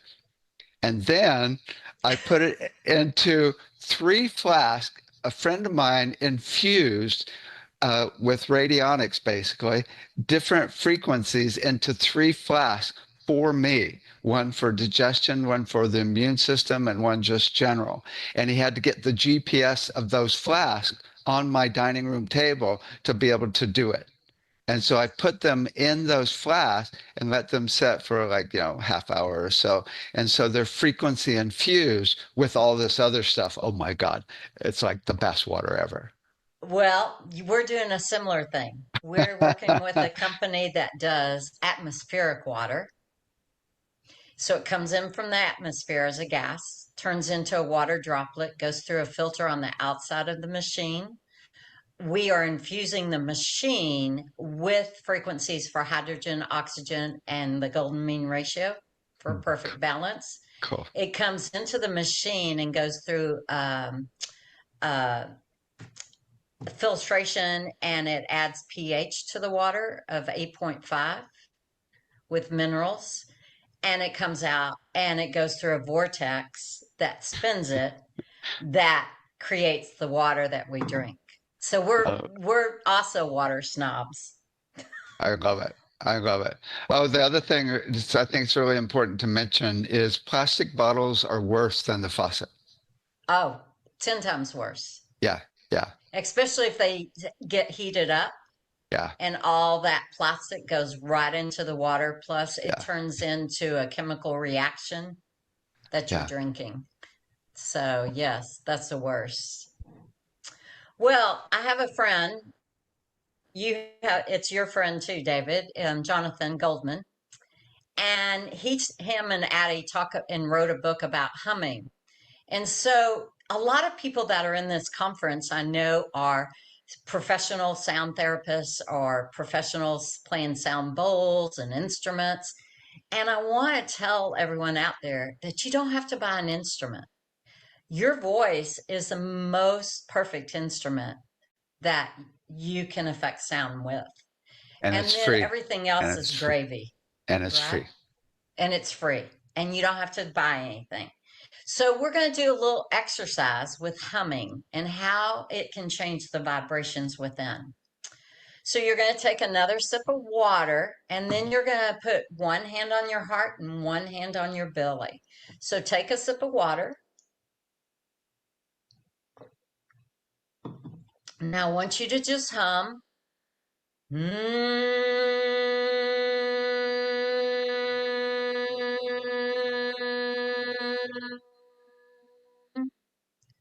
I want you to notice where that vibration was. And I want you to know if it was from your nose or your lips or your chest. And now I want you to take another sip of water.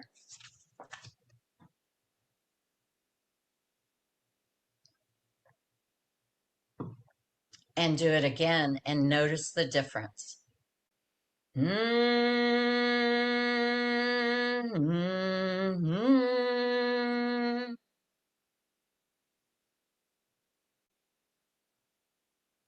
So this is something you can do throughout your day, humming to your favorite song. When you get in a stressful situation, hum. It reduces your stress response. It lowers your blood pressure. It can decrease your heart rate. It can enhance your immune system, your cardiovascular system. It can increase your blood flow, and it can decrease your blood pressure.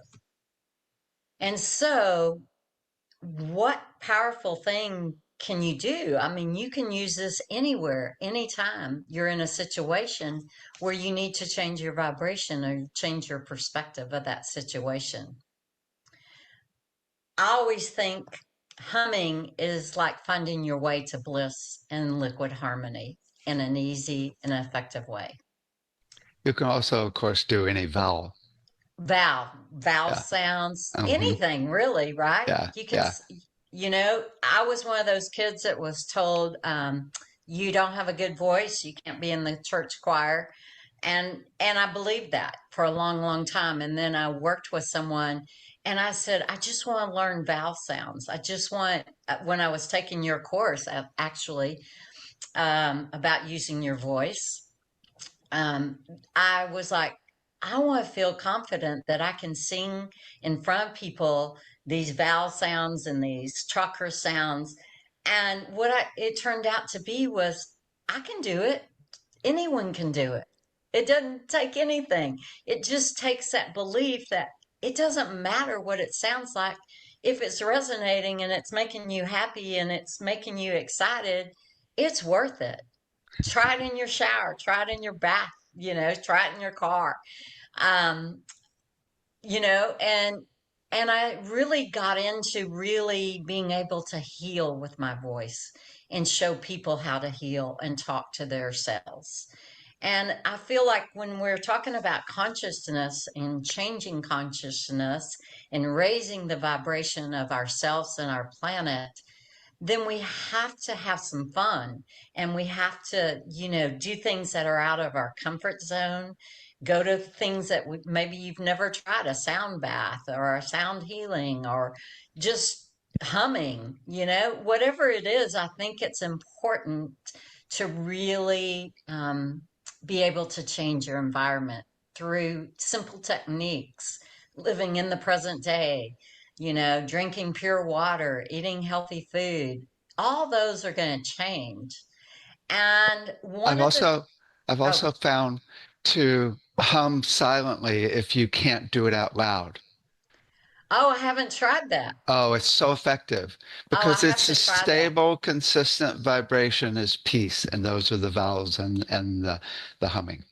I'm going to try that. Yes. I always do it out auditory. And so now I'm going to try that. Thanks for that little tip. Well, as you know, our company, as David introduced us, we have a music company. And the Ray, it's called Frequency Infused Music. We developed it starting about 15 years ago as a result of our water company. We have a company called Aqua Motion, which is a technique of taking body work off the table into the water, is how it started. And it was a modality where you could really get chronic pain to diminish.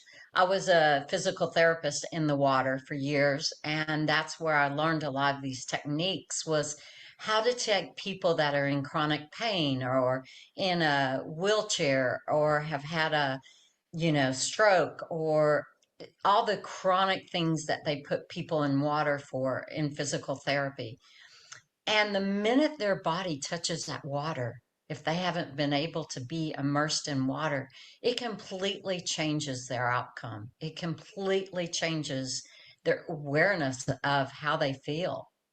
And so, as that journey continued, we developed this program so that people could have that experience of body work in the water.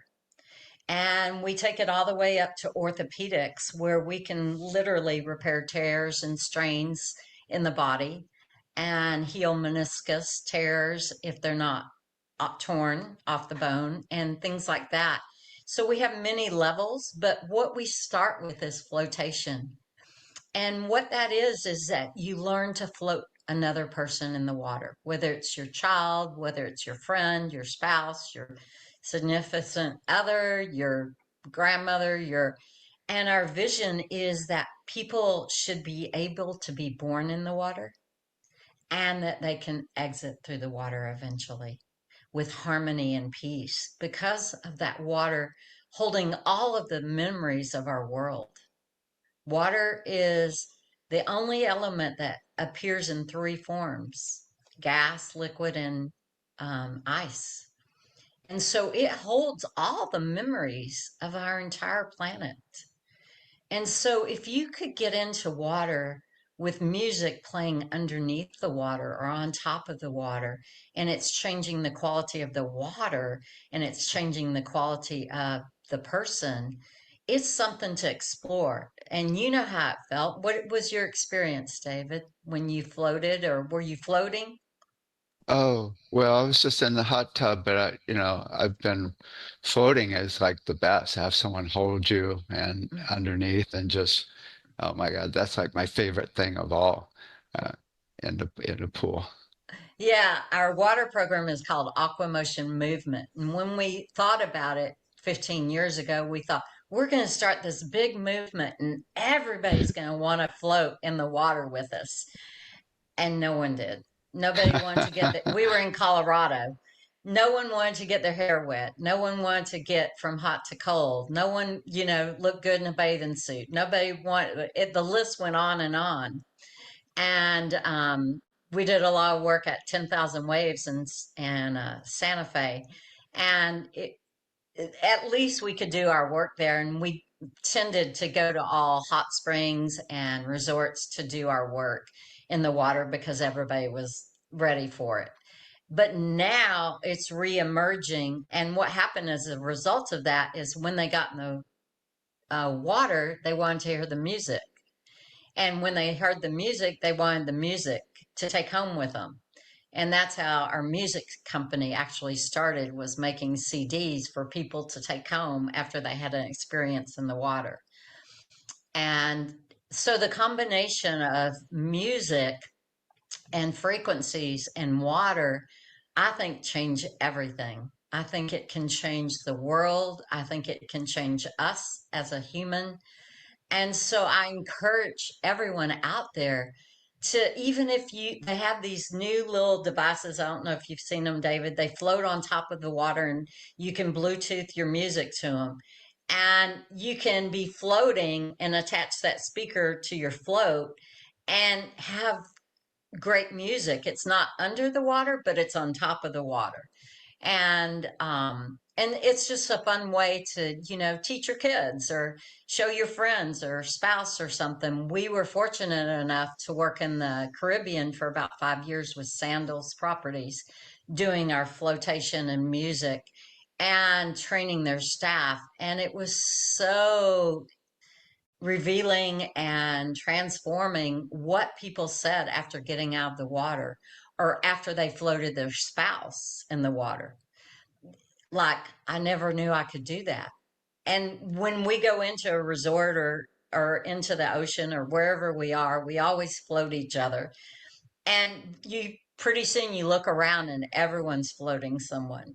It's a natural thing. It's almost like returning to the womb. And so what I really encourage you today is to think about your soundscape. Write down how you're going to change your soundscape. Write down some of those words you want to eliminate from your vocabulary. Think about the next time you're going to talk to someone, and perhaps it's going to be a harder conversation about boundaries or whatever, or you're talking to your boss. If you can just pause, take a few deep breaths, hum a little bit, and really intentionally set the stage for what you want that meeting to be like, because you have the choice. We have a little speaker that we have as our music on it, and I tell people all the time, if you're going into a powerful meeting, set our music in the corner and turn it down on the lowest volume about 10 minutes before anyone comes into the room. And when they come in that room, it has entrained that room to a higher frequency, which changes the outcome of that meeting. It changes the outcome of that conversation.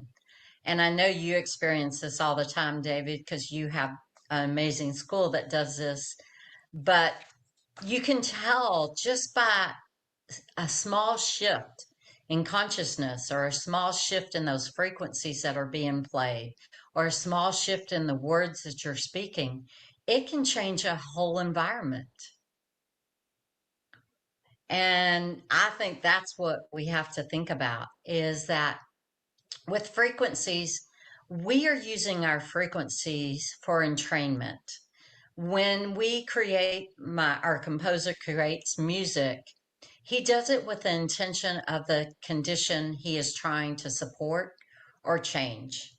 And so with that intention, he uses the frequencies that have been laid down in a recipe that he uses, or he also adds binaural beats to create that brainwave entrainment of the right and left hemispheres of the brain when you listen to it with headphones. And what happens is it brings a coherence to everything inside you, all your tissues, all your water, your muscles, your systems, your body. And just by taking and turning on some music that creates an effect on your whole body, how powerful is that? We have a lot of free music on our website, and I know that you have some great music, David. It's becoming more and more popular, and you can even download it on a lot of the platforms, musical platforms. We particularly record in 432 hertz because we work with sacred geometry and we work in the effects of sacred geometry.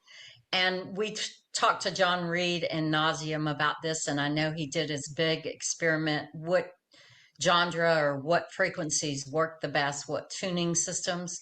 And that's all personal preference, but we choose to work in that tuning system throughout all of our sound journeys. We call them sound journeys because we want you to take a journey when you listen to our music. We want you to slow down. We want you to relax. We want you to be aware of what is happening by you setting the intentions for the outcome. Whether it's music to calm your stress, whether it's music to sleep by, whether it's music for medical conditions. We're seeing more and more studies. I love your Medical Sound Association for the research it does. I mean, it is outstanding. When I go into meetings with doctors and hospitals and physicians, that is the my tool bag is that research that they can relate to, because they also use the same frequencies at higher levels in our medical world. Our ultrasounds, our machines that break up kidney stones, all that, those are all frequencies. Everything in the that they work with, they just have not been educated to understand that frequencies are important and how they're important. And you know as well as I do what they're doing in England and what John Reed is talking about with the breaking up the cancer cells and the tumors, and we are so fortunate here in Florida. The University of Miami is delving into that right now, and it's becoming very well used down here for those situations. You know that John Hopkins actually now offers ultrasound to get rid of cancer on liver cancer. It's actually Oh, an option now at John Hopkins with ultrasound. that's amazing. Well, in Miami, they're offering it for prostate. Hmm. Hmm. Yeah. And so they've got about 10 others that they are researching the use for, but that is a very, very prevalent one that I know of. Anthony Holland has 15 frequencies that aren't ultrasound, they're electromagnetic, that will destroy 15 types of cancer 80% of the time in the lab right now, and with clinical papers to back it up. He's just got to get the FDA approval. So we're Oh helping him my with gosh, that. that is, don't you love hearing that? Hmm. I I mean, mean, that no makes more all chemo, no more radiation really soon. right. And John Reed, when we were in his class a couple of years ago, he said 5 years, all cancer will be eradicated. So that's 3 years from now. And I think it's going to be even faster than that at the speed we're continuing on. But then we have to work with the emotional part that's creating it in the first place. Right. That's the key, right? That's a whole nother topic, right? Emotion is everything. Well, let's connect everything we talked about today. So, Earth is a blue planet being filled with water. The waters connect everything. Our inner water coherence creates a relational coherence with our ecological care of our planet. So, watch your thoughts, your words, your actions. Give gratitude to water everywhere, internally and externally. Create your own personal soundscape. Hum. Try humming. Try something new out of your box. Try some of our frequency infused music. Like I said, we're a nonprofit, so we give a lot of music away. We have charities for autism's and Parkinson's and trauma, PTSD. We give that music away freely, and we love giving it away, because if it can affect the planet, if it can affect people, we're all for it. So take advantage of that. And I personally am so grateful to be here today to share. And I'm so grateful for you, David, and your school and the Medical Sound Association. You know, our biggest thing is when you change your music, you change your life.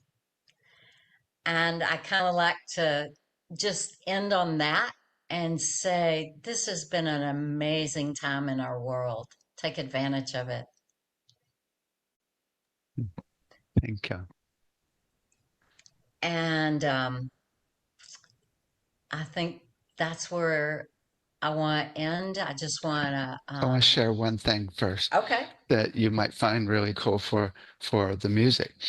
When I do an intention for to embed it in my music, what I'll do is I'll meditate on the intention, and then I'll notice the tempo of my breath, and then I'll set the recording program to that tempo and play one chord on the in breath and another chord on the out breath. So I'm breathing that intention into the music with the rhythm. And that's why the music is so powerful, right? Yeah, yeah. Because it And aligns us. and to hold it with 100% focus the whole time. So there's no you're not thinking of anything else, but you're 100% focused, not only while recording, but while mixing it, even while creating the cover. You sound, that's exactly like my husband. I mean, that's his Nice. whole way of doing it. And really it's channeled, you know, it is just like yours is. Nice. And that channel gets stronger and stronger, and there is no veil anymore. And so, you know, create your heartbeat to the rhythm of the earth and create, you know, your life. Create this liquid harmony that is just yummy. I always think, you know, from that yumminess, everything else happens. I love what you're doing. It's very clear that you're doing it in a place of pure service. Yes. So if you find that person that wants to build those water centers, reach out to us. I'll let you know. We want education for the kids and where they can have education. We want, you know, where people can have personal experiences, but people can just float through this river that is pure water, that is playing frequencies for whatever they need at the hour that they need it, and that the food served is great, and everything is just all about the organicness of the nature everywhere, plants everywhere, water everywhere. Do you sell the devices? We are going to be selling those devices, yes. Oh my God, everybody should have love frequencies in their bathtub. Everybody.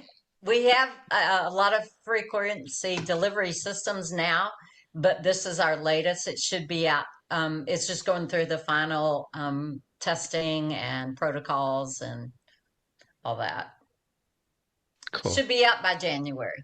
Okay, cool. All right. Well, thank you, David. Thank the audience. Thank everyone that came today. And I hope this makes an impact on your life.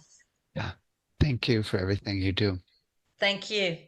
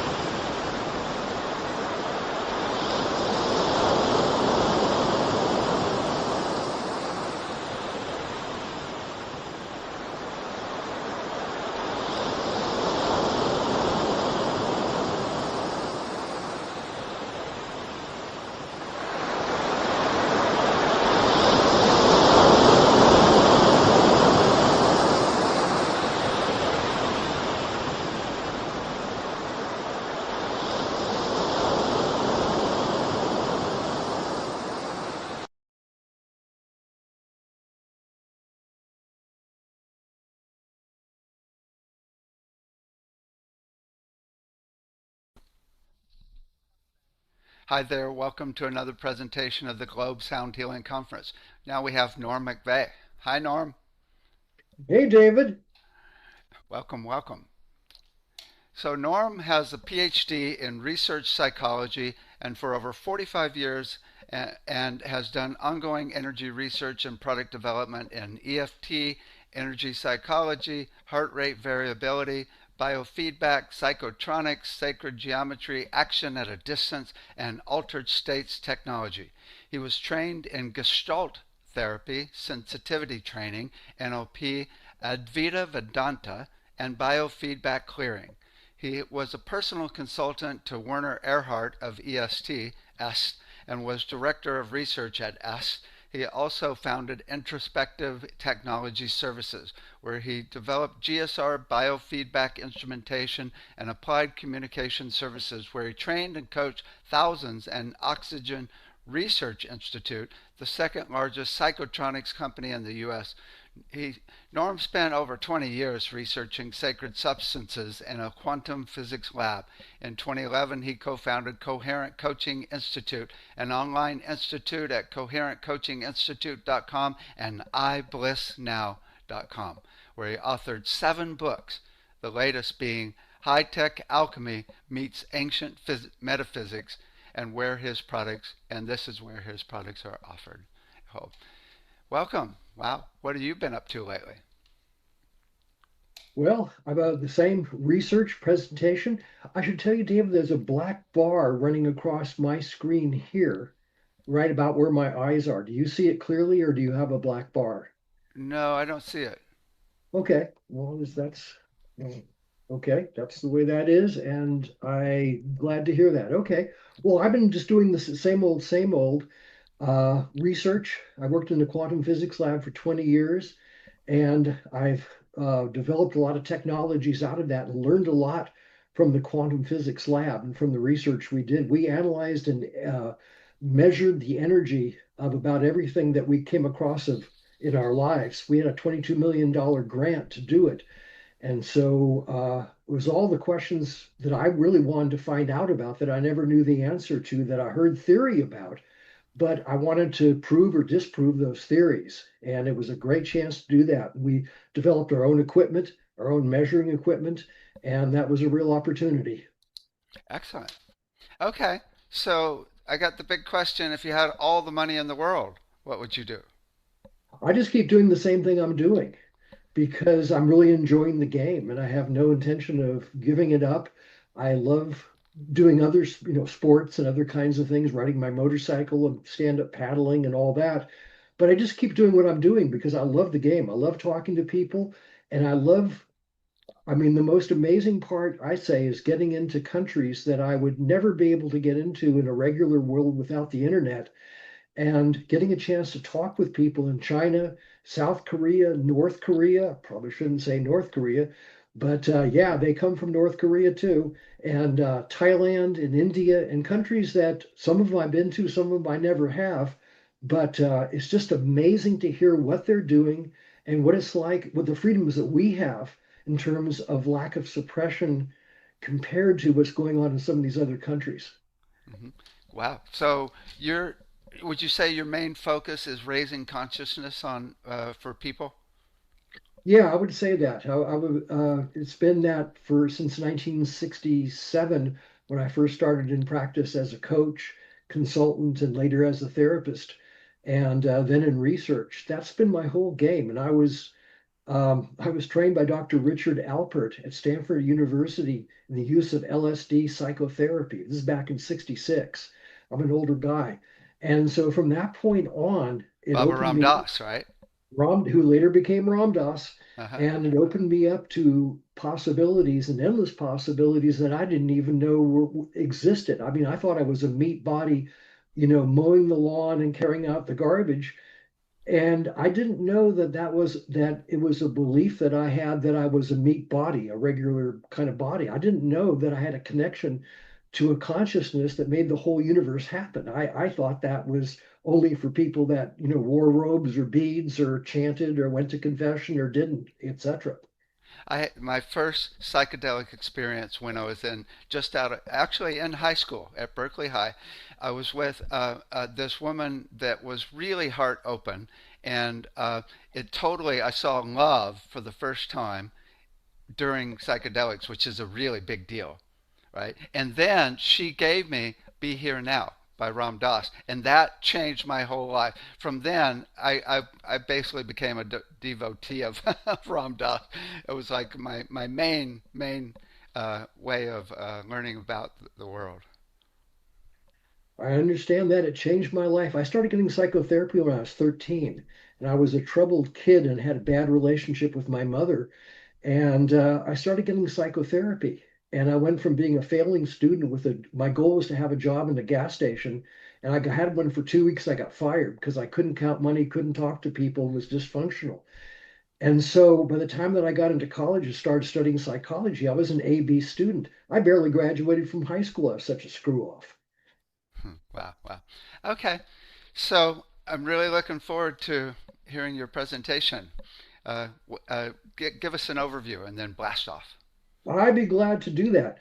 Well, I'm going to start from the beginning. I'm going to look at light and sound therapy as they are, and then I'm going to go into energy therapy and what it's like to do, what light and sound mean in relationship to energy and energy therapy. I have a lot of different props here I want to show you, a lot of pieces of sacred geometry and a lot of measuring devices for that, some books that I've written and some books from other authors.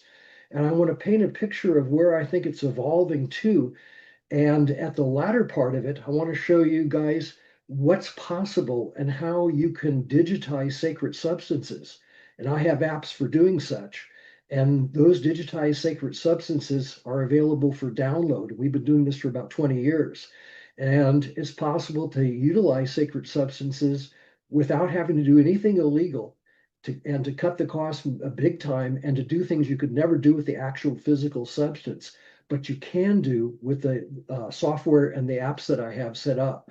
And I think, you should put on your seatbelt because it's going to be a really phenomenal ride into multidimensional space. All right, I can't wait. Go for it. Okay, we'll do. Okay, so I'm glad we're here. I want to show you something here. This goes back about 25 years. This is a light device I started researching with 25 years ago. And here's how it's evolved now. Here's a book written by a very well-researched author. Hope you can see this here. And this book really tells you where the phenomena has gone to with light therapy. And it's gotten to be really quite amazing. The universe has taken off into some really, really cool ways to go.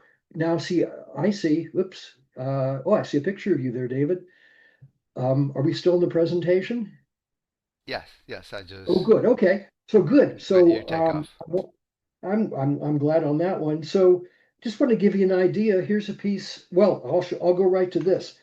This is orgone energy, and this is a device here that will take that has it built inside of it a piece of orgonite shown here. And this is inside of it. And when you put something on top of the input plate, like this, the orgone energy comes out of here. Now, to be orgone energy, it's got to be something that has 12 frequencies or 12 fields to it. If it has 11, it's not classified as life force or orgonite or orgone. It has to have all 12 energy fields to be able to be called life force. And this is a device, Carl Weltz developed this one here. And this is both a radionic device and a psychotronic. By psychotronic, I mean local. It works on local space, local objects, local people. And by radionic, I mean it does action at a distance. And it has white light and horizontal negative green as two action at a distance carrier waves. And this has come out from some of the research of Dr. Ibrahim Karim. So if you put a picture in front of this here, I had used to have about 25 of these devices I developed, and most of them actually I bought from other researchers and tested and was disappointed. So I had to go to the lab. Anyway, you put a picture in front of it, turn it on, the energy goes to the picture and it goes to you. Action at a distance. Same thing, a picture of an object. You put a picture of let's say a fountain pen there for some reason, or let's say even more so, let's say a spray, like something like this. And what happens is it goes, you have the picture of the spray here in front of it, it goes to the physical spray wherever it is on the planet. And this is getting into hyperdimensional physics. You see, when I think of sound and light, when I look at those as carrier waves to carry particular energetic blueprints on those carrier waves or that informational envelope. So this is a carryover from the 60s for me, but it's also where I believe sound and light is going. And I appreciate the value of sound therapy. I appreciate the value of light therapy. But I also realize that when you add energy to it, it becomes now way more expanded. And it becomes essentially, it goes from sound. See, everything puts out sound and light. I mean, as an example, let me see. Oh, here's my pyramid here as an example. This puts out sound and light. Now, some of you are going to say, Norm, what are you talking about? I don't hear a thing. Well, I know the frequency's way up there in the gigahertz range. And this puts out light. Norm, I don't see any light. Well, that's because the light is way higher than the eyes can see. Maybe some animals can see that. I don't know. Haven't tested any of them. Didn't get any owls or jackrabbits to come into my lab. But anyway, this puts out a field, comes down this way, and the field that comes out this way is called horizontal negative green. The field that comes out of the apex is called positive green. And the horizontal negative green will do action at a distance, and positive green is the field that happens at noon. And when the sun is positioned at noon, Hosanna in the highest, out comes positive green out of here. Now, this I will mention here, and I'm going consulting my library stack here. Here's a book from Dr. Ibrahim Karim of Cairo, and I've corresponded with him. And he's an Egyptologist and also an architect. His doctorate's an architect, and he You, knows this stuff. you know, when I was took people to Egypt, we actually went to his house and he did a workshop for us at his house for us in person. Wow, Yeah. that's the direct experience. Well, David, you got a nose for news, and your antenna was up to catch that one. Right. Yeah. Yeah. It was really a great experience. Oh, I'll bet. Yeah, he's been very, very helpful to me, and I really appreciate him very, very much. Um, so what else I would talk about? So we talked about psychotronics and radionics. So back some time ago, I wrote a book called The Bliss Factor, and here it is. And with that book was on the use of noble gases to create altered states of consciousness. And if I'm known for anything, other than barely graduating from high school at the time, it's the use of noble gases and devices called Atlantis High Life and uh, the Vision Quest systems. And we got these out all over the world. They're physical items. And I tell you, manufacturing is really, if you've really been a naughty boy in your childhood, you end up having to deal with manufacturing. So I apparently was quite naughty. So no, not my favorite. And we've got, with the digital world, we've got manufacturing off the line and design work on, and it makes a huge, huge difference. So anyway, that's essentially starting from that point of view there. Now there's something here called an I'm energetic. sorry. Just while we're here, so what did the Sure. noble gas? What did noble gases do? Noble gases, a book called Einstein Doesn't Work Here Anymore. And the noble gases have a direct effect on the body's subtle energy fields. And I first got a hold of the information in a channeling that went on from back in the 50s. And it talked about the noble gases when you can energize those with electricity or a magnet. What they do is they take glitches or miasms out of the body's subtle energy fields. And so I went ahead and made these cylinders. They were about like this. And sometime in another video or something, I'll show these to you. Got too much on my table here. But what they do is when you energize them with a magnet or with electricity, they affect your energy field and create an altered state of consciousness, but they also release energetic blockages. You know the miracle IQ.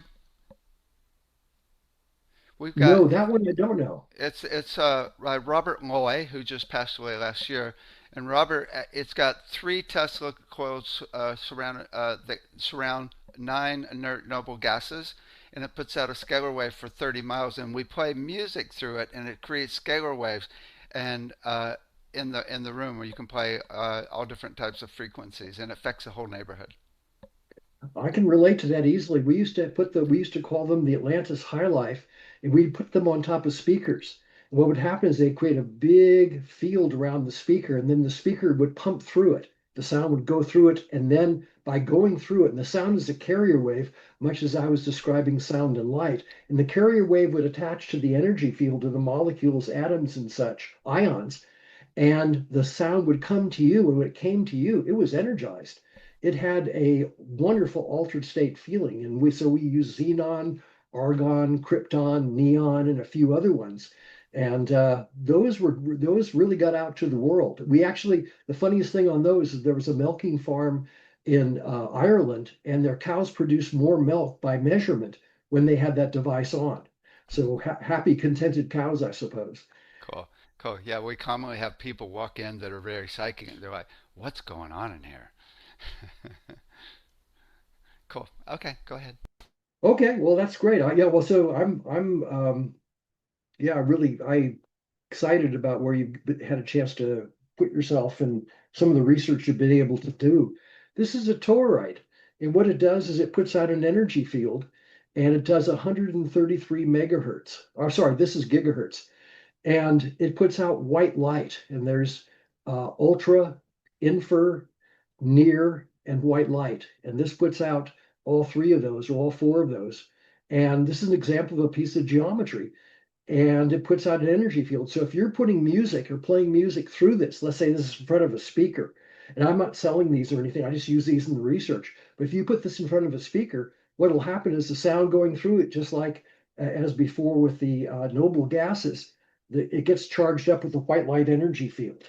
Does it have to do with the material it's made of? Partly, I have a special spray that I put on those, but essentially, basically speaking, it's the geometry itself. It's a toroid, and toroids pump. Cool.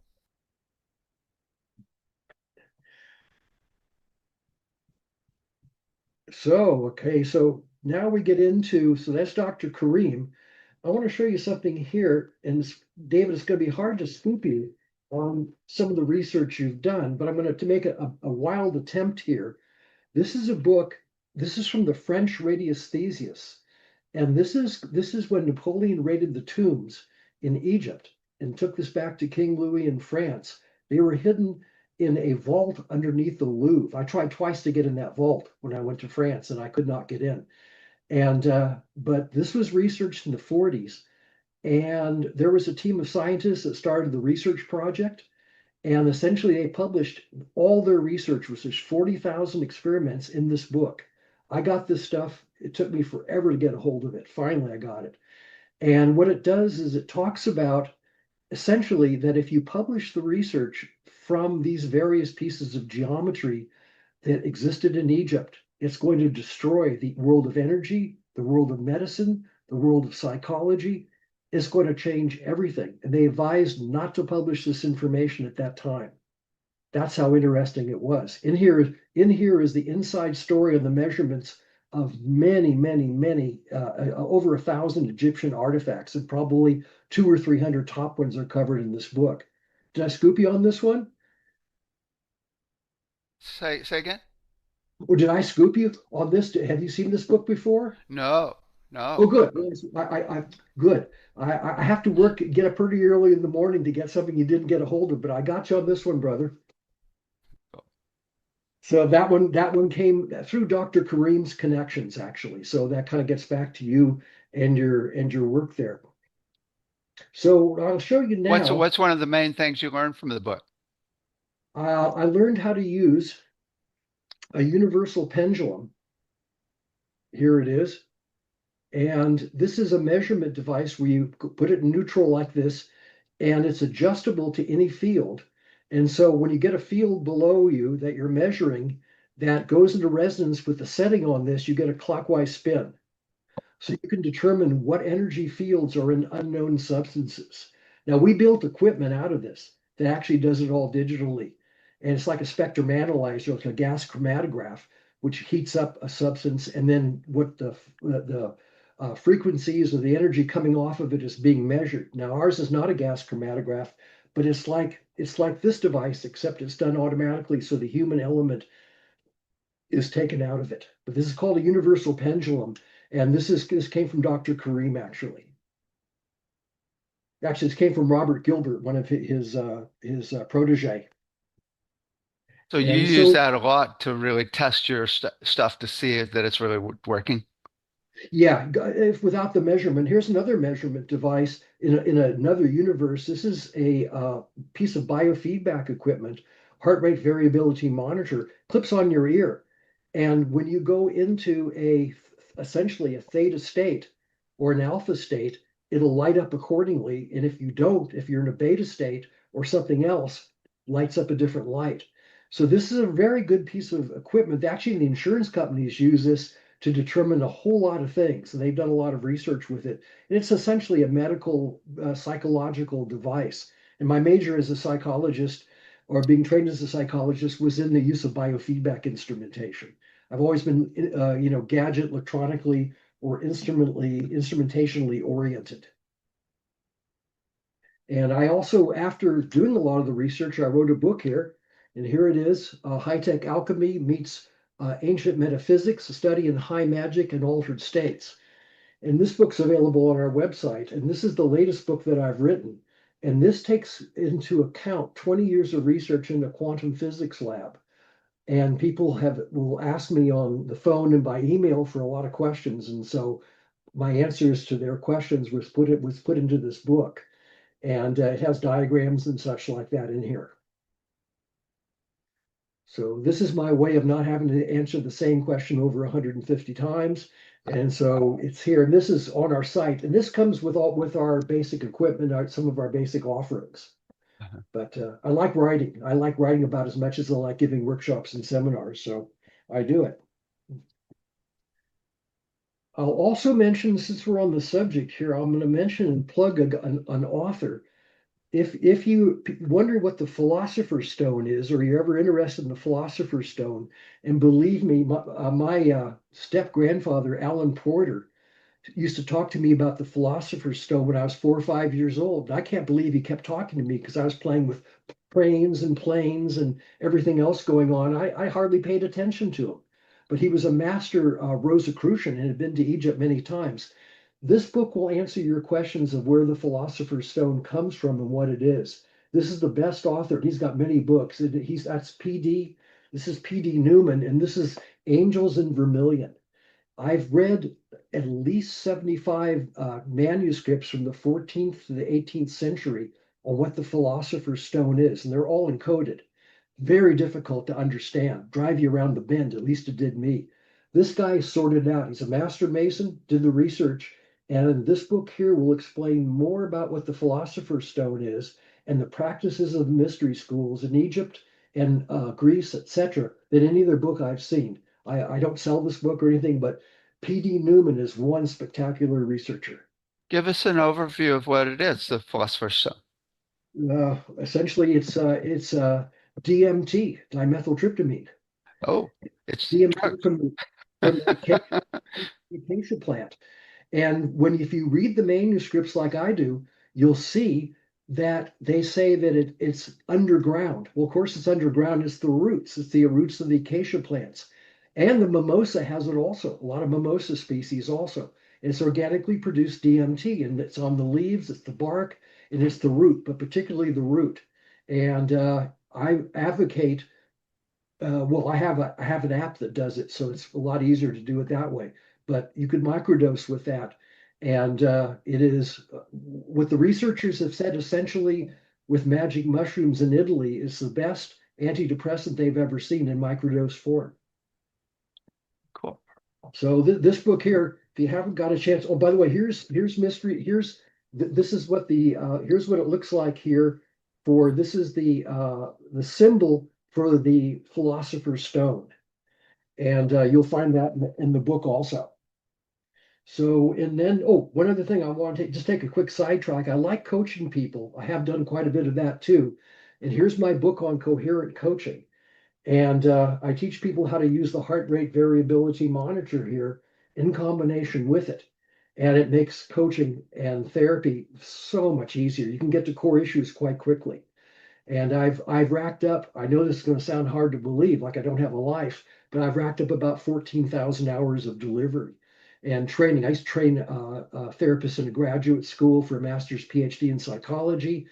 And this teaches the use of how to use all this together with emotional freedom techniques, the energy tapping technology, as well as EMDR, and as well as most other therapies, Gestalt, etc., which you know about, and I spent a lot of time with.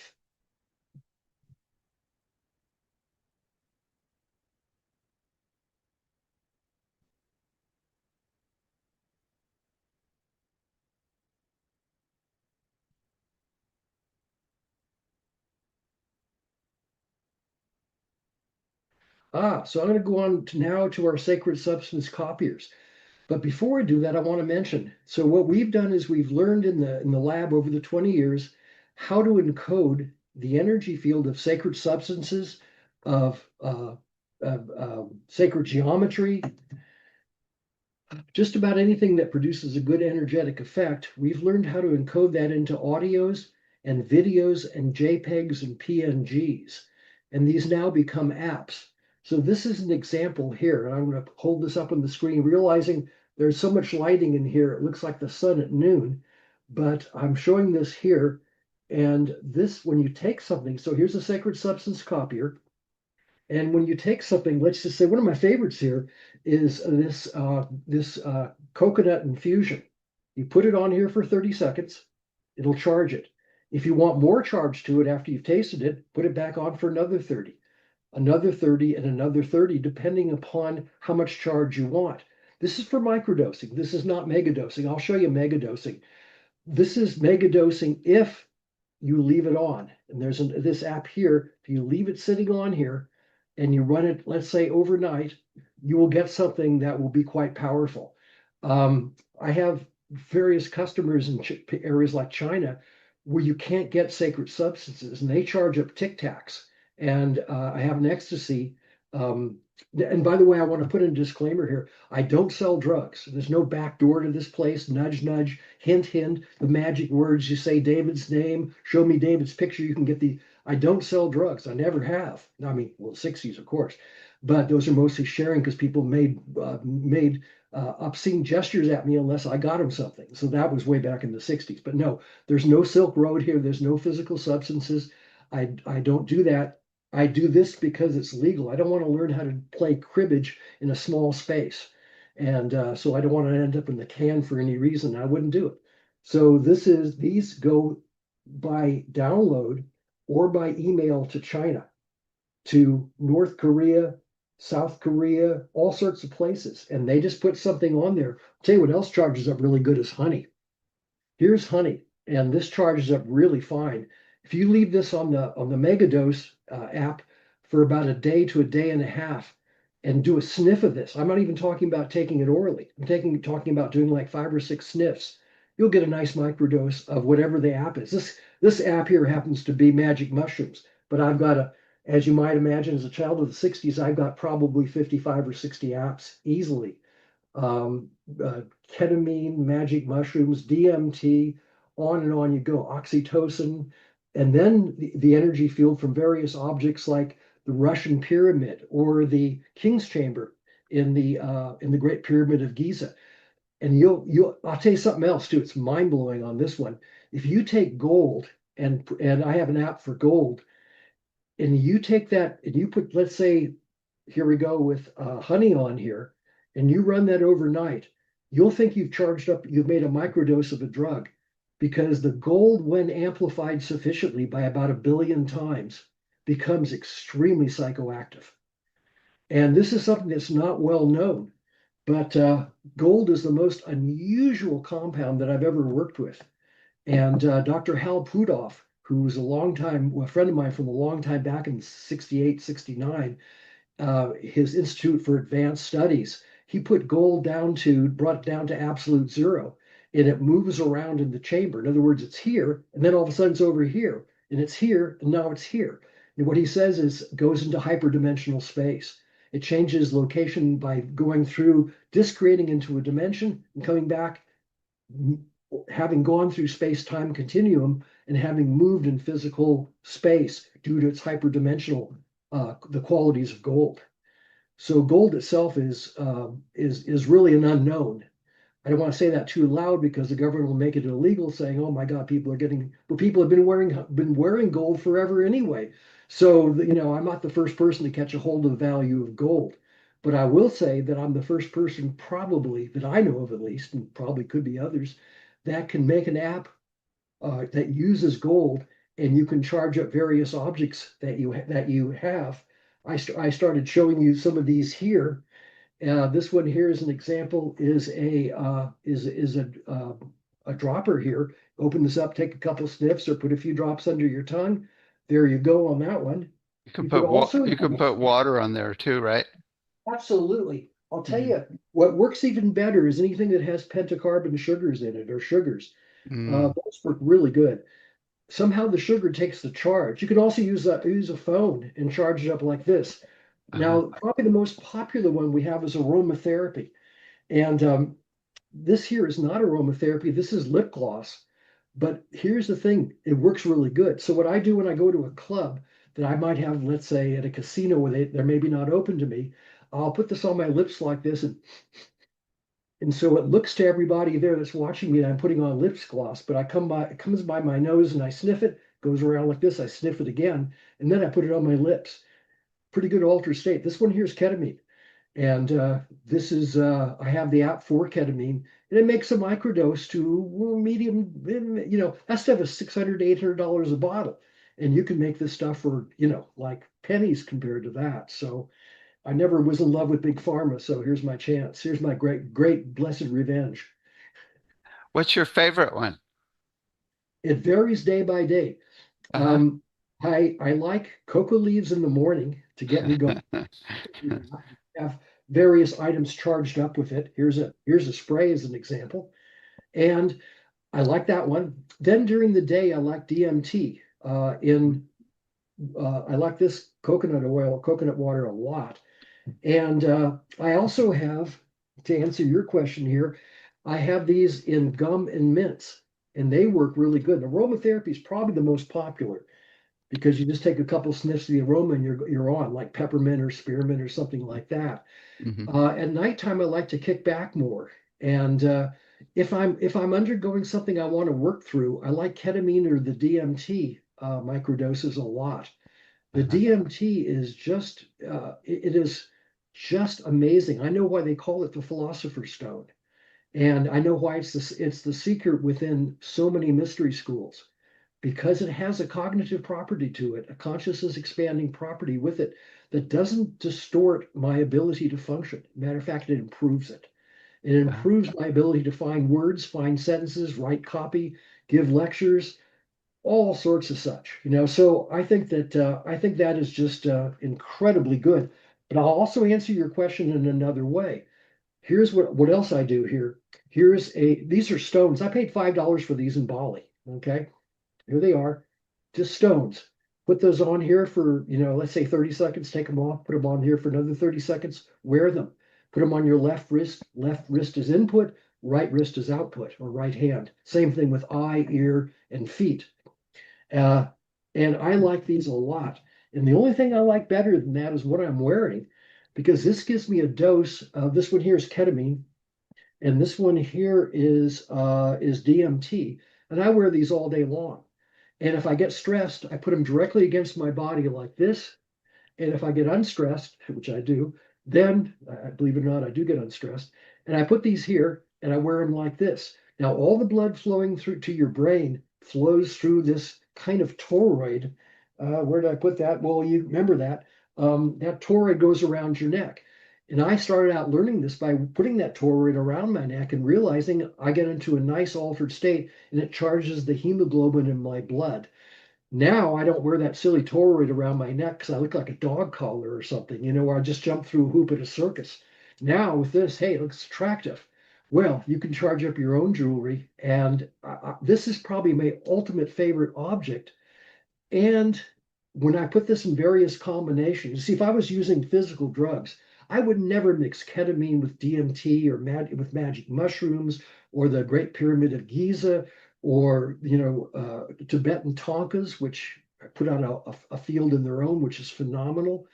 I went to Thailand to Wat Po, a temple, and I recorded the energy field of 800 monks that have achieved enlightenment. And afterwards, they were cremated, and it ended up to be a little kind of a pearl. And I recorded the energy off that and went back to the lab. See, I would never mix these things together in real life. I actually couldn't. It's not physically possible. You can't be in the lab at the same time you're at the club in San Francisco. But when you mix the energy fields together, there's no problem at all because there's no physicality. Wow, cool. So I'll give you some ideas on that. And crystals take a really good charge. You can see these here. I get a lot of raves, and companies will charge up their crystals. And crystals will pick up EMF, ELF, unfortunately, and they can get kind of nasty. But when you put an energy field on them, the energy field will stay there, particularly if you mix it with white light or positive green, and then the crystals will stay clean. So for companies, we do things like charge up. Well, I used to, I don't anymore, but I let them buy the software. But what they'll do is they'll charge up yoga mats, sunglasses. Where are that? Sunglasses here. They'll charge up t-shirts. Right here is an example. Mints and gum I showed you.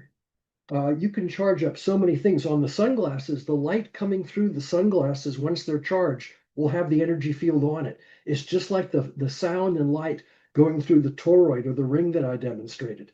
And so when I put these on, I mean, they are quite powerful. I also just mentioned not to use these products when you're driving or when you're using machinery or such where you need to have concentration. We've never had anything happen in a negative, but I don't want anything like that to happen. And in our microdose form, you won't be affected in that way for the most part. But still, it's better to do it in an environment where you can control the environment. So you don't have to worry about what people that have, autism or mental issues at all? No, we've never had an issue on that. First, what we do is we have you on the registration form sign off that you're not under the care of a psychiatrist. And if you are, consult the psychiatrist. He's the person that manages your well-being. So don't go against him. Ask him and see. And if he says no, she says no, don't do it. Real simple. So we respect healthcare practitioners, having been one myself for so many years. I understand the game. Cool. Excellent. Okay, so let's see, anything else oh, yes, now let me show you here. It gets even better. This is an SD card. On the SD card is one of my favorite playlists. Okay, so holding this up to the camera here, that's what it looks like. It could also be a DVD or CD. Here we go for that. And you have your sound on there. Okay, when you put that on the screen, and I'm just going to show you this here because of the size, and you charge it, what'll happen is all the music on there will get the energy. I suggest if you drive a motorcycle like I do, probably it's not something you want to play. I advise you not to do it based upon, hey, take a hint from me. And not in a car either. But if you're at home or you're doing something that you can control and such like that, you can charge it up, and you can charge up with multiple fields. Rock and roll, cocoa leaves, really cool thing. And you can charge it up with many other energies and mix and match them together, and you can come out just fine, and you'll have yourself a ball. I really consider that to be just an incredible way of working with the energy, and it becomes psychoactive sound. And I think that is just the most amazing thing. And you can get so many apps downloaded from our site. Now, some of them are relatively inexpensive, and we even have free demos on there. And so you can charge up, let's say, some honey like this with one app, then put on another app, another one, and another one, and you can make something with the Russian pyramid, which is a healing pyramid, which has a lot of raves about it. You can also use coca leaves. Hey, there's advantages there. You can use DMT, microdose form, if you like. You can put magic mushrooms there, white light, positive green, orgone, life force, and you can make your own favorite combinations. And here's I charged up this honey, and there are many, many people around that are taking this honey like this and taking this and putting this into vials and selling it and making a good living out of it. It is something that you're doing that's completely legal. You're not in any way breaking the law, and you're on the road to having a load of fun. And so we have high speed substance copiers. I'm going to show you the last thing here too. This is going to be a first, so you're going to have some real fun with this. Okay, so you might ask, what is this here? This is a computer chip. This comes out of one of my friends that repairs computers. Here's another chip here. Okay, here it goes. And this is a headband. This might look like it came from the 60s even. Inside this headband, I have these chips. These chips are made of silicon. Okay, now watch this. When you put those on the screen, they will charge up really nicely. Now, when you put those into a headband or glue them inside a cap or something, you'll get into a very nice altered state with it. It's very, very powerful. So this is the first system that I'm aware of using computer chips, and the computer chips are driven by an operating system of DMT. This is the DMT operating system here, and I copyright patent and bless it. But these chips will charge up really good, and you don't have to wire them into anything. I used to use them in circuit boards and then charge them up. Don't need to. So just set them on the screen, just like the honey. You set them on the screen, and they will charge. And if you put a few of these in your pocket, our forerunner to this, if I have this handy here, Wouldn't that amplify whatever's recorded on that chip? yeah, it'll do that too. And what I Okay. do, I erase the chip beforehand so I have nothing on it. And then I go ahead and put the energy field on it, and it'll take a very powerful energy field for a very long time. I mean, It you can charge it up for days, and makes it's me almost think like people, makes me think of doing Chat GPT, where you got all information at once with charged up going into your brain. well, it's like that in that you could put the energy field of a number of different compounds on here. And when I go and put on my headband, and I go to particularly to dance clubs, and I've got one, this one here is coca fields or cocoa leaf, and I go to the club and dance, and I'm in heaven. I mean, it's as if I had taken, because these are so powerful. It's like a medium to getting towards a mega dose. But if you control it, because if you don't like with a field, if it's getting too much, you take it off. End of story. Or you put it in your pocket. That's half dose. You're just one step away, it seems like, of actually having information on that chip that will automatically go into your brain and you would learn it and without having to read it or anything, huh? Yes, that's exactly it. If you sit on it, you'll get it through osmosis or osmosis. Sorry. Uh, Yeah, it's absolutely true. You can put copy on it. That's how I've done it in the past. And I've done it on SD card before I knew about the chip. I put it on the SD card and I carry that SD card in my pocket. And I swear, if it doesn't give me information per se, it gives me the opening to receive the information when I read it or study it. So it's like speed learning, opening up my consciousness and making me available and present for the data. Cool. I've got a few ideas. I bet you do. I'll let you finish and then I'll give you, or should I give you my ideas now? I'll give you your ideas now. Okay, cool. So three things. One of there's the archetypal frequencies, which in number one is the Schumann resonance. And then there's also the zero point 0.1 cycle per second, which is one beat every 10 cycles, which HeartMath says is the energy of your brain goes to for love. And its cosmic rays are trigger that frequency in our atmosphere, and it's measurable. There's the Schumann and that 1.1 cycle per second frequency are the main two frequencies resonating in our atmosphere. and that's proven. And so we could start resonating that, which is what we're already tuned to, but it's messed up because you don't get it in the city because the cell phone towers and Wi-Fi wipe it out because Schumann resonance is not very strong. So that would be Yes, and, a first to one. add to that, David, because you got me going, we did measurements, and that's covered in my book, shamelessly promoted here. But if you put positive green and white light into a frequency, your body wants positive green, which is vitality, and white light, which is relaxation, 24/7. And we measured almost 100 people, and everybody was from 8 to 80 age-wise. And we found that every single body wanted those two fields. Uh-huh. And so if you put those fields on there, it'll make the frequency that you have with it, that's, use it, on it like a carrier in a sense, it'll make a rapport situation with that particular frequency. And your body Uh-huh. will want that frequency even more and go into rapport with it at a higher level. It's kind of like NLP, neuro linguistic programming, in in an energy field. Nice. Well, there's a couple others. One is to just tune it to your frequency.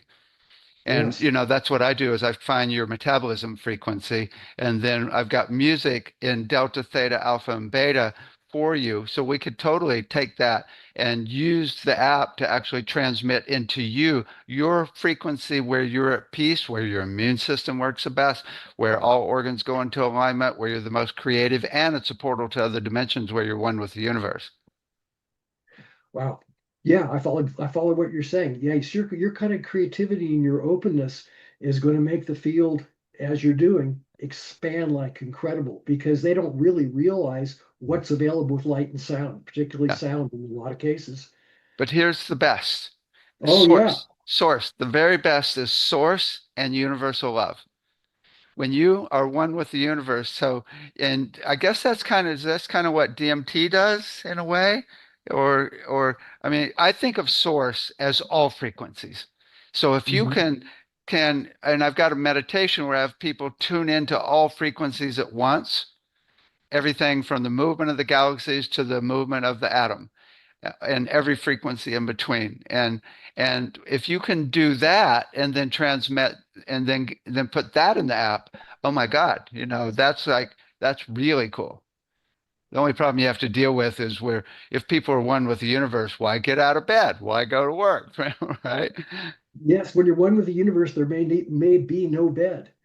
It all goes in, you all get it as an illusion. That's Advaita Vedanta, back to Ramana Maharshi and Robert Adams and a number of other people. And yeah, DMT is pretty close to that, because if you do it at a higher dosage, yeah, you go into a dream state. And in that dream state, then you go past the dream state into the void. And 1 second in the void is equal to 5 hours. Hmm. It's a no thought state. And what I would mention here is that a lot of our customers use DMT, or DMT apps as a meditation helper. I don't want to compare it to Hamburger Helper as a product, but you go into the state, it quiets your mind and takes you to a no thought state. Same with magic mushrooms. So for those that have monkey mind, which is there's more of a contagion and more monkey mind going on than there ever was COVID virus, in my opinion. And when you can meditate, and if you're not able to too much, you're stressed out and such like that, then what'll happen is when you use these particular apps, you'll get into that kind of state, and you'll get into that. It's like you've meditated for 10 years or 20 years or something over time, because it's so easy to quiet the mind, and it's a quick way to do it. And actually, DMT used to be called a businessman's acid trip. That was Dr. Nichols that came up with that one. But why it's called the philosopher's stone, because of it has that ability to open consciousness and to go into no thought.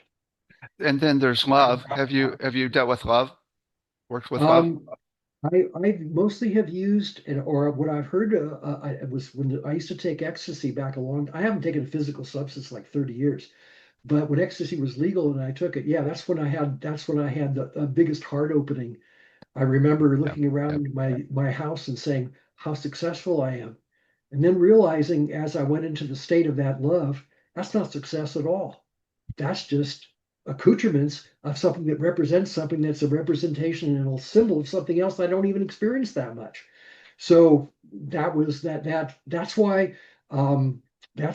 it's ecstasy or MDMA can be used in therapy so well as ketamine, because that one opens the heart chakra, and what ketamine does is creates new neural pathways. It allows you to step outside of your normal realm of behaviors and create new neural pathways. And so those two being used in therapy, that we ever made those things illegal was the killer for our society. Those So, substances are just so incredible for transformation. so this is huge. So, what I'm looking at is measuring the frequency of all 70 trillion cells.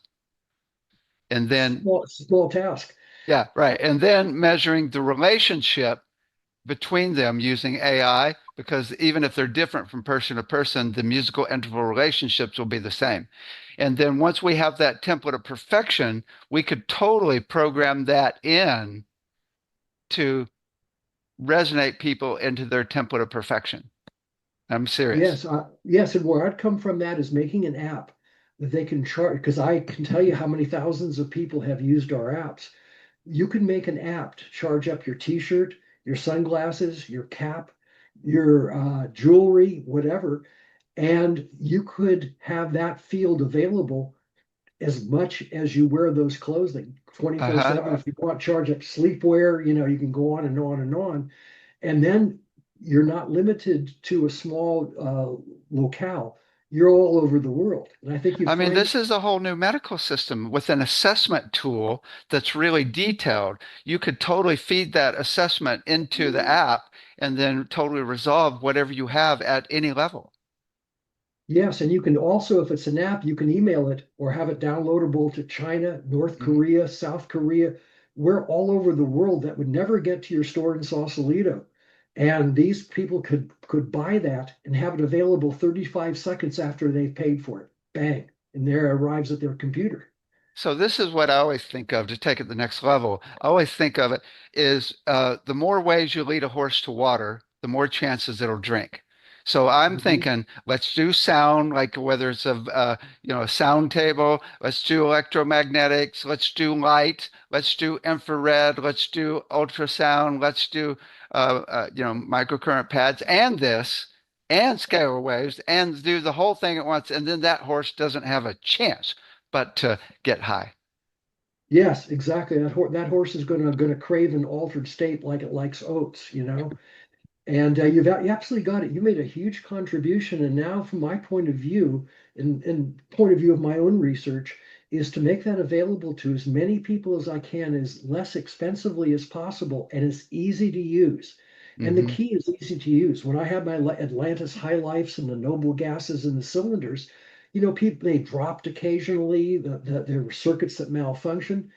I would not never manufacture again. What I do is sell the software for a computer, psychotronic radionic software. And you'll see actually on our site action at a distance software as well as psychotronic software. So you can go action at a distance. You even got free demos on the site. And what that allows you to do is operate in ways and to be able to communicate. I mean, I would tell you an easy 2/3 of our clientele don't speak English. We're Hmm. using a human translator or a translation system through Google. And I'm mind blown when I can speak to a group of 35 or 40 Chinese gathered in a room and they can understand what I'm saying. And I can show them and I can understand what they're saying and back and forth. And they are starting groups. You mentioned sound tables using our software to power the altered state aspect of the sound table using sound and vibration as a carrier wave. And this is way back to Tesla when he talked about you have to understand frequency and vibration in order to understand how the world works. I even have the quote here somewhere, but obviously Hmm. you already understand that because you're doing that. Yeah, it's on my site. Wow. Yeah, it really becomes oh my God. It's interesting because I there is the aspect of understanding what level someone's at so they can go to the next level. Because sometimes when you take people too far, too quick, that you can have problems. Absolutely. That's why in the mystery schools they have various levels of initiation. And Mm-hmm. you don't get to the DMT, to the acacia or the mimosa plant, let's say the acacia plant, until you've gone through 32 or 33 levels and you've been chosen to be part of the secret group within the secret group within the secret group. In Mm. which case they know that you're the kind of personality that can handle that. And then, as they say, it's the universal medicine. It's the manna from heaven. It's the paradise stone. Well, yeah, that's all true because when you see vets who have been just discriminated against, makes me so sad that they've done that. That's that, and the vets who have PTSD and they use DMT or ketamine and such like that in therapy changes their lives, and some of them haven't slept decently in 10, 20 years. Right. So these sacred substances are coming out of the closet. I mean, DMT is the active ingredient in ayahuasca. And the shamans are coming up here from Central and South America, groups of 250 people, and introducing them to ayahuasca. And for some people, it's the first time they've actually had a very direct spiritual experience where I just get shaking and chills in my body thinking about it. It's the Mm-hmm. first time they've actually realized they're more than a meat body traipsing around in a dysfunctional world. That they are actually have a connection to cosmic consciousness.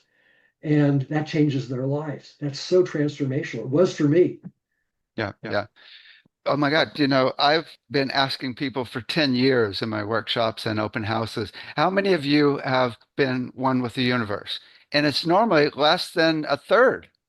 And then I say, how many of you can access it at will? And it's down to less than a quarter.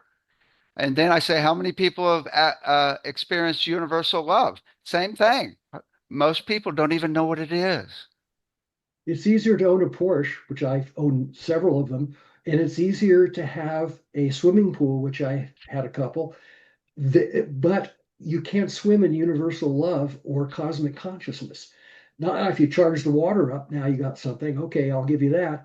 But yeah, that's a great question to ask, David. That's a great question to ask. Yeah. And how many people are suffering in a world that they don't know, that they're self-creating that world through their own judgments and their own self-limiting beliefs? And that's an easy thing to look at because when you use the heart rate, you mentioned heart math, when you use the heart rate variability monitor here, and I used to have my clients and patients use this. It's very inexpensive to buy, and they'd wire up, and I would do a Google Zoom with them. I can tell when I'm asking the right questions because I'll get a green light, Oh, and that'll uh-huh. tell me they're telling the truth within their own reality and their own experience. If I'm not getting a green light, I'm not asking the right questions, and I'll work until I get a green light. When I get that green light, baby, we're at it. We got a core issue, and I now I love know it. that that's going to dissolve and fall apart pretty quickly. Well, here's the most amazing thing to change the planet. If we can get something that is so effective, that is so easy, exactly what you're doing, really get it out so people are loving it, and get millions and millions of people to do it. So because first of all, when people are one with the universe or in this bliss state, first of all, there's no more mental emotional issues. There's no more anxiety. There's no more depression. There's no more PTSD. And they're blissed out. But you get enough people in that state, it's going to train the rest of the people around them.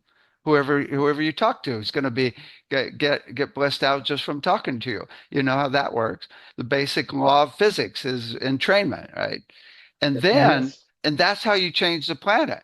We get enough people in universal love and oneness and blissed out, and then oh my God, oh my God, it's like then we start caring about others instead of our own, you know, ego and self. I'll give you an example on that. First, I'll mention the layperson's word in the 60s was contact high. Then it went to entrainment, and then it went to resonance and rapport. Now, I'll tell you something I used to do as a gig. Um, I would take a club in San Francisco, sometimes in Las Vegas as well, Nevada. And what I would do is I would talk to them, and they started getting the idea that I knew something. So I would take my little flip it. This is before the iPhone, and I go in the club beforehand, and I would take a picture of the electrical box that supplies electricity for the place. I would take pictures of the amplifier, audio outlet, plugs, speakers, lights, everything I could do. And I would take a picture of all those. Then I'd go out to my car, load it into my computer, and I'd run it action at a distance, sending an energy field to that. Now that targets the club, and the energy field in the club builds. And these guys liked it a lot, especially before they started drinking. And so that worked pretty well. So they would pay me to go in and do that club. Now I can do it real simple. I have clients all over the world. I go Google Earth to where that club is located or that restaurant or whatever. See, I used to sell those Atlantis High Lifes to restaurants. Trouble with it is people got in an altered state, they didn't want to leave, and so the tables would never be cleared, and they just sit there making a kickback cool lounge, and that they were going to go broke that way. But all I do now is go Google Earth with the address, and I can get a picture of the place from the sky, from the satellite. I use that as the witness, send the energy to the witness, bang, it goes in the club.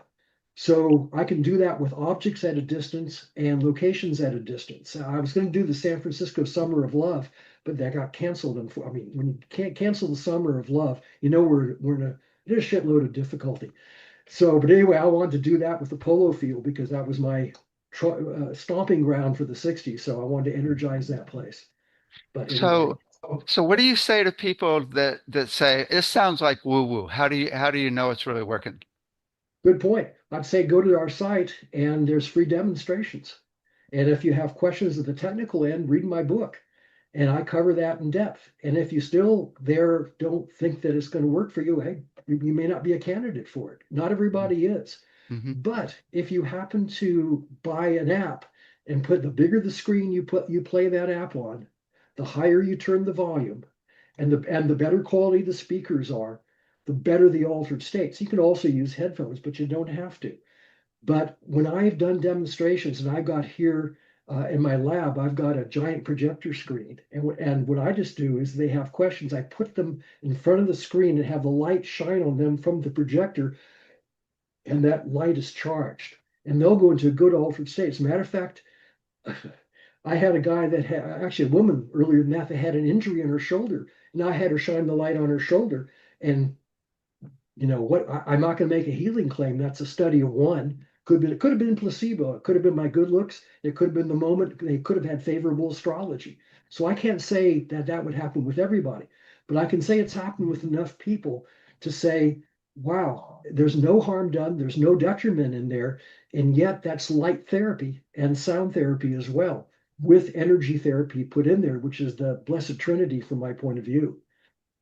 That's what I like to use the sound table because you can put people on the sound table and they know something happened and do this at the same time, and then they get the cumulative effect. Can be really cool. Sound tables are pretty undeniable. And when I use that with the energy fields, and I must have 50 people that are customers of ours that use sound table and do sound table healing. And that's exactly what they do. They use the energy fields, they take the output of the computer, the sound of the computer, and run that into the audio input of the mixing board to the table. And people get into a pretty good altered state. As a matter of fact, a lot of people, they say, come on over when they have an upset or a stress. I mean, you can do EFT on that, you can do EMDR with the eyes, but this is a very fast way, and you don't need to know anything more than, can you lay down on a table? Can you do that? Well, if you can lay down on a table and don't manage to fall off, you probably got a pretty good altered state. Cool. Okay, so anything else you want to share before we play the mushroom video? Well, let's see. I'd like to acknowledge you particularly because this gets me out to a whole lot of people in this technology. So, and I love interacting with you. I didn't know how this was going to go and exactly what I was going to do, but I love the interaction with you. You really brought out so much. I want to do that. I want to acknowledge Scott Borders, who's one of our researchers, just an incredible guy. John Research, he wants to stay clandestine. He's a quantum physicist. I want to acknowledge him. And Sharon Hart, my partner, and without her, this company would have never taken place. And she does so much for this. So I want to acknowledge all those people and everybody up and down the line that trained me, because whether it's Fritz Perls or Werner Erhard or Gary Craig with EFT, everybody made a difference in my life that got this to happen. It's a combination of a smorgasbord of all sorts of energies coming together and actually becoming one and unifying. So I want to thank everybody, and I just appreciate your work. And I want to say, celebrations for your 19th event, because I get the idea what it might be like to do 19 of these, perhaps. But I think that I would go into overwhelm if I actually experienced it directly. So I'm going to leave that to you. So iBliss now, that's where we find you? iblissnow.com. Yeah, let me see if I can get my shirt up here. Okay, And there you there we go. go. Sorry, Good. I can't get in this room. I can't get back far enough to be able to get this, but here's my shirt. Here's our shameless iblissnow.com. Get my book and take a read, get some free demos, and see if it's something that will give you what you're looking for, because I think it just might. So what we're going to listen to is similar to what the app is. It's really the mushrooms, and it's both sound and visuals, is it? Correct. Yes, the energy fields in the video and in the audio. Mm-hmm. Uh-huh. Cool. So we can expect it to just altered state, right? Yeah, it'll produce a micro altered state or a microdose altered state. If you're in a car, please don't do it. If you're mowing the lawn, stop or don't listen to this, and only do it when you're more in place that you consider a safe space. And then just enjoy and let go. So you could also add in your own intention, right? You could, because and you'll be able to imprint your own intention way easier with this, Uh-huh. because it'll quiet the mind so you have a better focus. Cool. So we could add a little universal love and oneness. Universal love and oneness is that's sprinkled on, garnished with universal love and cosmic consciousness. Cool. Thank you for all your work and every your expertise. It's the potential is massive and it's really cool. David, thank you. I've known you for, I don't know, 30 years. I can't count all the years because I can't count that high. I'm more in the right brain. But yeah, thank you for everything. And I always enjoy seeing you at the New Living Expo, and I'll look forward to seeing you there again if I don't see you at your store in the future. Cool. Okay, everybody enjoy this imprinted mushrooms. Take care. Take care.